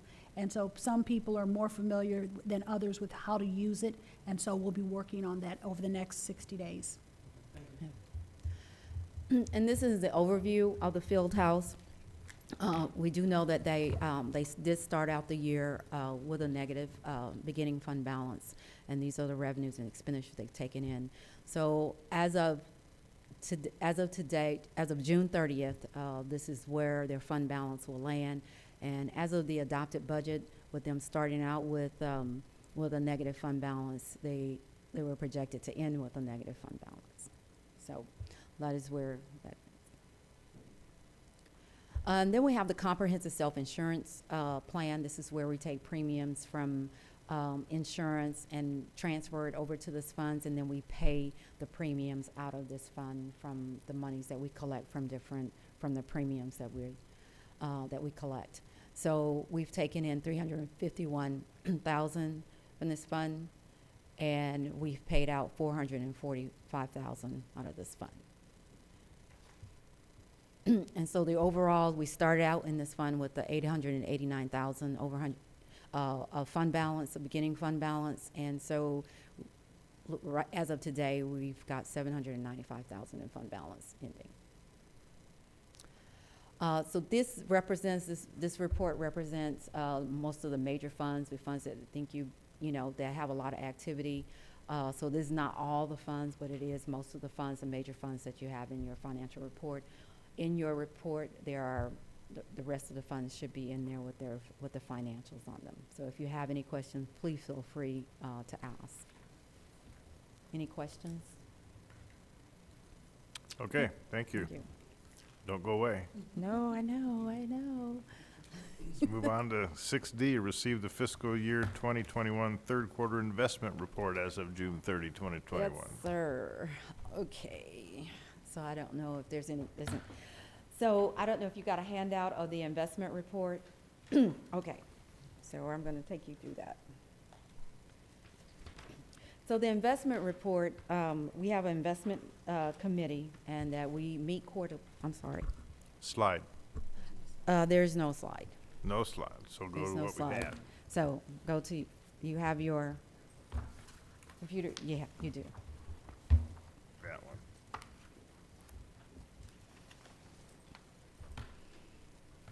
Got it. Okay, got it, okay. So the investment committee is made up of myself, the EDC director, Mr. Garcia, and our accountant, Ms. Lauren Peterson. And so we meet on a quarterly basis to go over the investments and talk about them and see where we are for that quarter. And I just wanted to remind you, we do have a consultant, an investment advisor called Valley View Consultant, and they help us with the investment report. They track it, and they also help us with any type of investments that we want to do, laddering our CDs and helping us with rate, going out and soliciting for different rates or different treasuries or that type of thing for investments. I think policy-wise, they're due to come for us, at least one time a year or twice a year? No, they can come to you at any time, and sometimes they do actually do the investment report, but this city has chosen that the staff do the investment report. So either way is fine, but they always look at our investment policy on an annual basis, Right. and that is part of what we pay them to do. So they look at the policy and tell us if it's in accordance with the PFIA Act, which is the Public Funds Investment Act rules. And so we do that every year. So they're due to do that, and they'll come back to us when they're ready to tell us if there are any changes in our investment policy. Thank you very much. And City Manager, though I respect our interim finance director giving us this, I think I'm accustomed to them coming to us at least once a year, if I recall. But if you just look into that, not that the information that y'all are sharing is. We actually recommend that, and Okay. so that was one of our observations. And so early on, we identified that staff developing this is great, but we pay them, they're on staff, and we want to make sure the reports are coming straight from them. And so that is our intention, so thank you for asking that. Okay, thank you. And they did prepare this report. We just sent them the information. They prepared it. They double-checked all the information. So this did come from them. So the next step is that I can always have them come back and present it to you. And I'm not doubting that at all. Oh, no. I'm just accustomed to that at one point. Thank you. Okay. Adina? Yes, sir. Two things. Yes, sir. One, who in the organization is required by PFIA to get the annual investment training? Whoever we designate to be on the committee. So that would be Gus? That would be Gus, that would be me, and that would be Lauren. And so they are all being required to take the PFIA. I have a certified public funds investment management certification, and so I also already have the training. And so yes, that will just needs to be in the file.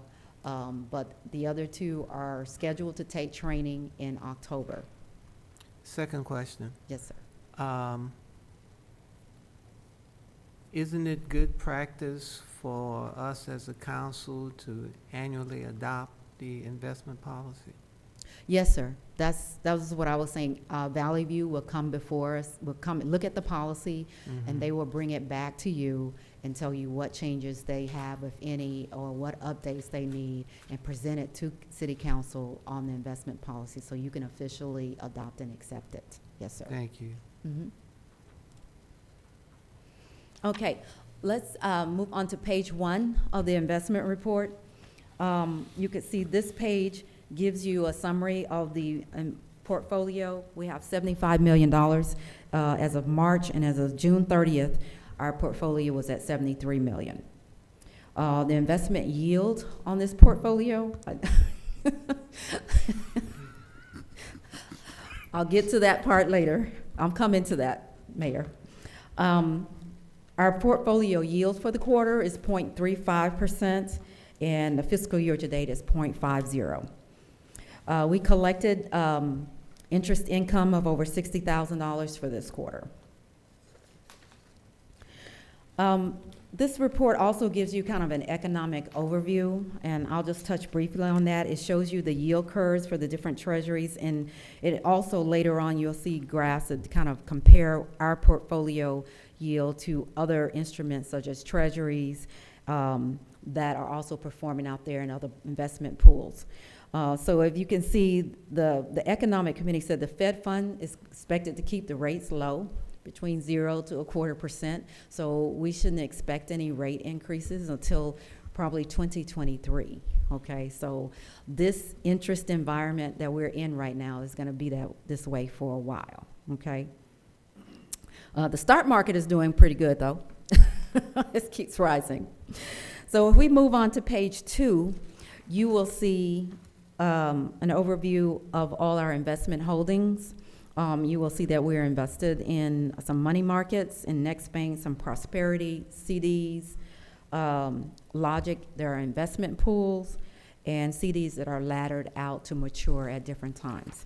Now, Mayor, I do want to point out to you on this page, if you will look down on the part that has the CDs with Prosperity Bank CDs, if you look at the maturity date, you'll see I have a maturity date of 9/10, 9/20, and 9/30. So those are coming due pretty soon, in about a month or two, okay? So when those come due, yes, they will go back into our operating fund, okay? So into Yes. the general fund? No, they're mixed funds, and then a report will later show you what funds those CDs are allocated to in the report. But this page just shows you our holdings at June 30th, what all we're invested in, the book value as well as the market value, which we are required to do by the PFAIA Act. Okay. On page 4, I show you graphs of the portfolio. What is the makeup of the portfolio? We are invested 60% in CDs.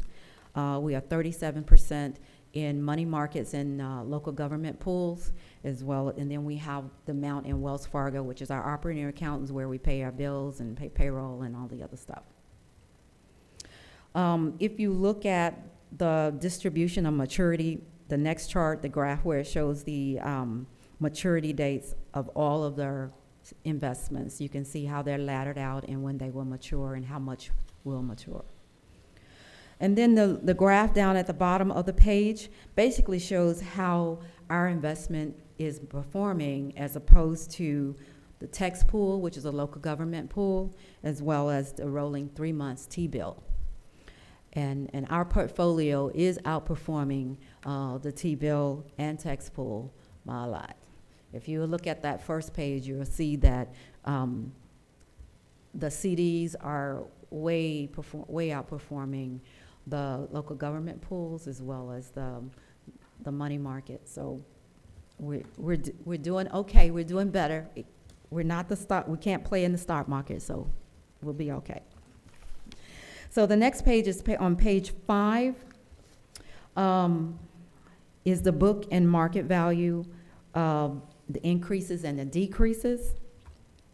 And you can see where we've increased, and most of the increases for the portfolio has been in interest income. Then the decreases have been where we have taken money out of the local government pool, especially Logic, and fed it back into our operating account so that we can pay employees and pay invoices. And then the $4 million of the decrease is a CD that matured, and we reinvested that CD back down. If you see at the bottom, that matures in April 12th of 2022. So with the prosperity CDs that are looking at maturing next month, Mm-hmm. moving that money back to the fund, do you have any intent of reinvesting that in new CDs or not? I will be evaluating that with Valley View. Okay. As I take a look at my balances in cash and my obligations. Okay, so we kind of do that together with them so I can make sure that I have enough cash in order to do the projects and pay the things that our obligations during the year. So when I take assessment of that, then I can let you know what I need, what I can go back out and invest. So does Okay. Valley View recommend the financial institution in which to invest, or do you? They I do know you solicitations. You don't have that opportunity to do that yet, but is it your intention then to work with Valley View in terms of identifying financial institutions, or do we leave that to them? No, Valley View works with us. They are like a partner. They're like another employee on our staff. And they're actually out in the market. They have a team, and a lot of those team members are finance directors that have been retired finance directors from other cities, have been investment managers in big cities like City of Austin, City of Dallas. So I've got some players who've had a lot of experience in doing investments. So what they do with us is they work with us and say, what is your strategy? What is your plan? What is your objective for the portfolio? And what is my cash flow? You know, what I'm going to have to pay. And so after we do all of that, then we structure a strategy for investing. And that's what happened with the CDs. That was a strategy, knowing when we're going to need the money, when we're going to have to pay our debt and other obligations. And so they work with us to ladder those out so they be mature at a time when we might need the money. And at the end of the year is a time when you need the money. So let me go back for that just a second, because I know when you're working with Valley View, normally, as you just mentioned, they will identify a bank that has the higher rate on the CD. Now, do you also identify a bank yourself, or you only rely strictly on them? Or do we? I really don't. That's what. Okay, typically, and I work with Valley View in other cities, typically, as a director with all the response, you don't have time to go looking at and analyzing different banks, which bank is the best bank. They do all of that. They look at the bank's financials. They look at their, their stability in the market. Are they going to crash? You know, they look at all of that before they come back to us and recommend a bank in order to go into a CD or a money market. The reason I was asking, because when I was looking at Prosperity and looking at American National, all of those are pretty local banks. And normally when I've seen that the CD rates was higher, it was not necessarily local. It was some bank I probably never heard of before. So I was just kind of curious. That's why I've asked that question. That I was just kind of curious. All of it was Prosperity, and it looks like they're pretty local. Yeah, they're local, and they do try, if they can, to get local banks. Okay, they do try. I'm not promoting local at all. I'm just whoever has the higher rate is what yeah, I was really well, getting to. that's exactly where to go. They do a solicitation. Every time we decide we're going to go out and do CDs, we decide how we're going to ladder it, and then they decide, okay, how much do you have? And that's when they go out and do solicitation with different banks that they have already vetted that can take our money and collateralize our money, because our money has to be collateralized at 102%. Okay? So we can move on to page 6. And page 6 is basically, at June 30th, a breakdown of all the investments by fund. And the by fund takes 2 or 3 pages for June, because they list the investments by each fund per investment. So you can go through there and see how much a CD at Prosperity, how much we have in it that's allocated to a certain fund. And that's between pages 6 and 7 for June. And they also compare, yeah, I know you want. But I'm just now concerned. I look at this as we got a lot of money CDs just in prosperity. I mean, that's a lot of risk in one corporation. Yeah, that's a lot of risk, but the risk, we either have a letter of credit or we have it collateralized. Okay? Okay. All right. And that is a requirement when we do our investment policy. All of these banks have to have our investment policy, and our investment policy, they have to accept it, that they have to collateralize it or give me a letter of credit that, hey, if something happens, then I get my money. Okay, all right, Okay? thank you. So, yes. We've got $26.5 million in CDs maturing in 2021, sitting at maturity. September, October, November, $26.5 million. Yeah. That'll fix some AC units. That'll fix some AC units? Don't believe that, don't believe it. Well, how much is allocated to that fund? You might want to look at that. You look at that. So on page 8, we start, that's the, that gives you also a view. You have to compare, per the PFIA Investment Act, you have to compare it to the prior quarter. And so they give you a breakdown by fund of the book and market value as of March 31st. So you get to see the comparison between the prior quarter and the current quarter on page 8 through page 9. And then on page 10, if you flip to page 10, that breaks down the amount of interest that we earned from all the CDs and money markets and accounts by fund. So you can see how much interest was dropped into each fund.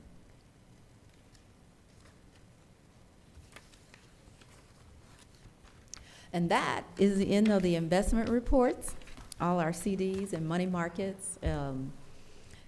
Thank you for being patient with me. If you have any questions, feel free to ask. Hopefully I've made it clear.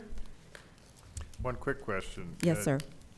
Last we met, there was an audit that had not yet been done, but today you mentioned the audit has been completed. An audit that had not been done? Well, it was in process, hasn't finished yet, but tonight you said the audit has been completed.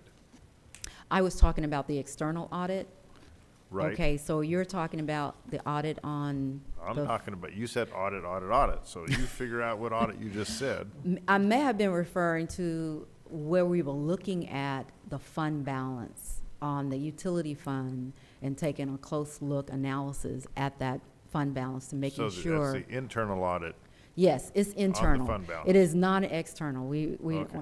But we are bringing in some people which the city manager will bring back to you guys, and we will tell you about somebody to look at internal controls to help us take a look at that so that we can get some objective feedback to making sure that we haven't missed anything. Okay, well, Okay? yeah, And that has to do mostly with the fund balances on the funds. We're pretty sure about most of them. It's just a utility fund. We will need a little bit more analysis on to make sure we have covered everything. Okay, that was clarification I needed. When you Yes, said I'm the audit's sorry. been completed, I didn't know. Okay, I'm who or sorry. what. Yes, I mean internally, Internal fund we are balance audit. taking a look at that and analyzing and auditing it by, looking at all the records. Okay? Got it, okay. All right. Any other comments, inputs? I think Mark found that pretty exciting. I did. Okay. I did. Well, if you want to be even more excited and put you to sleep, just read the numbers on the financial report. I'm sure y'all get excited. Okay. Thank you. Thank you very much, staff. It's very late. Thank you very much, council.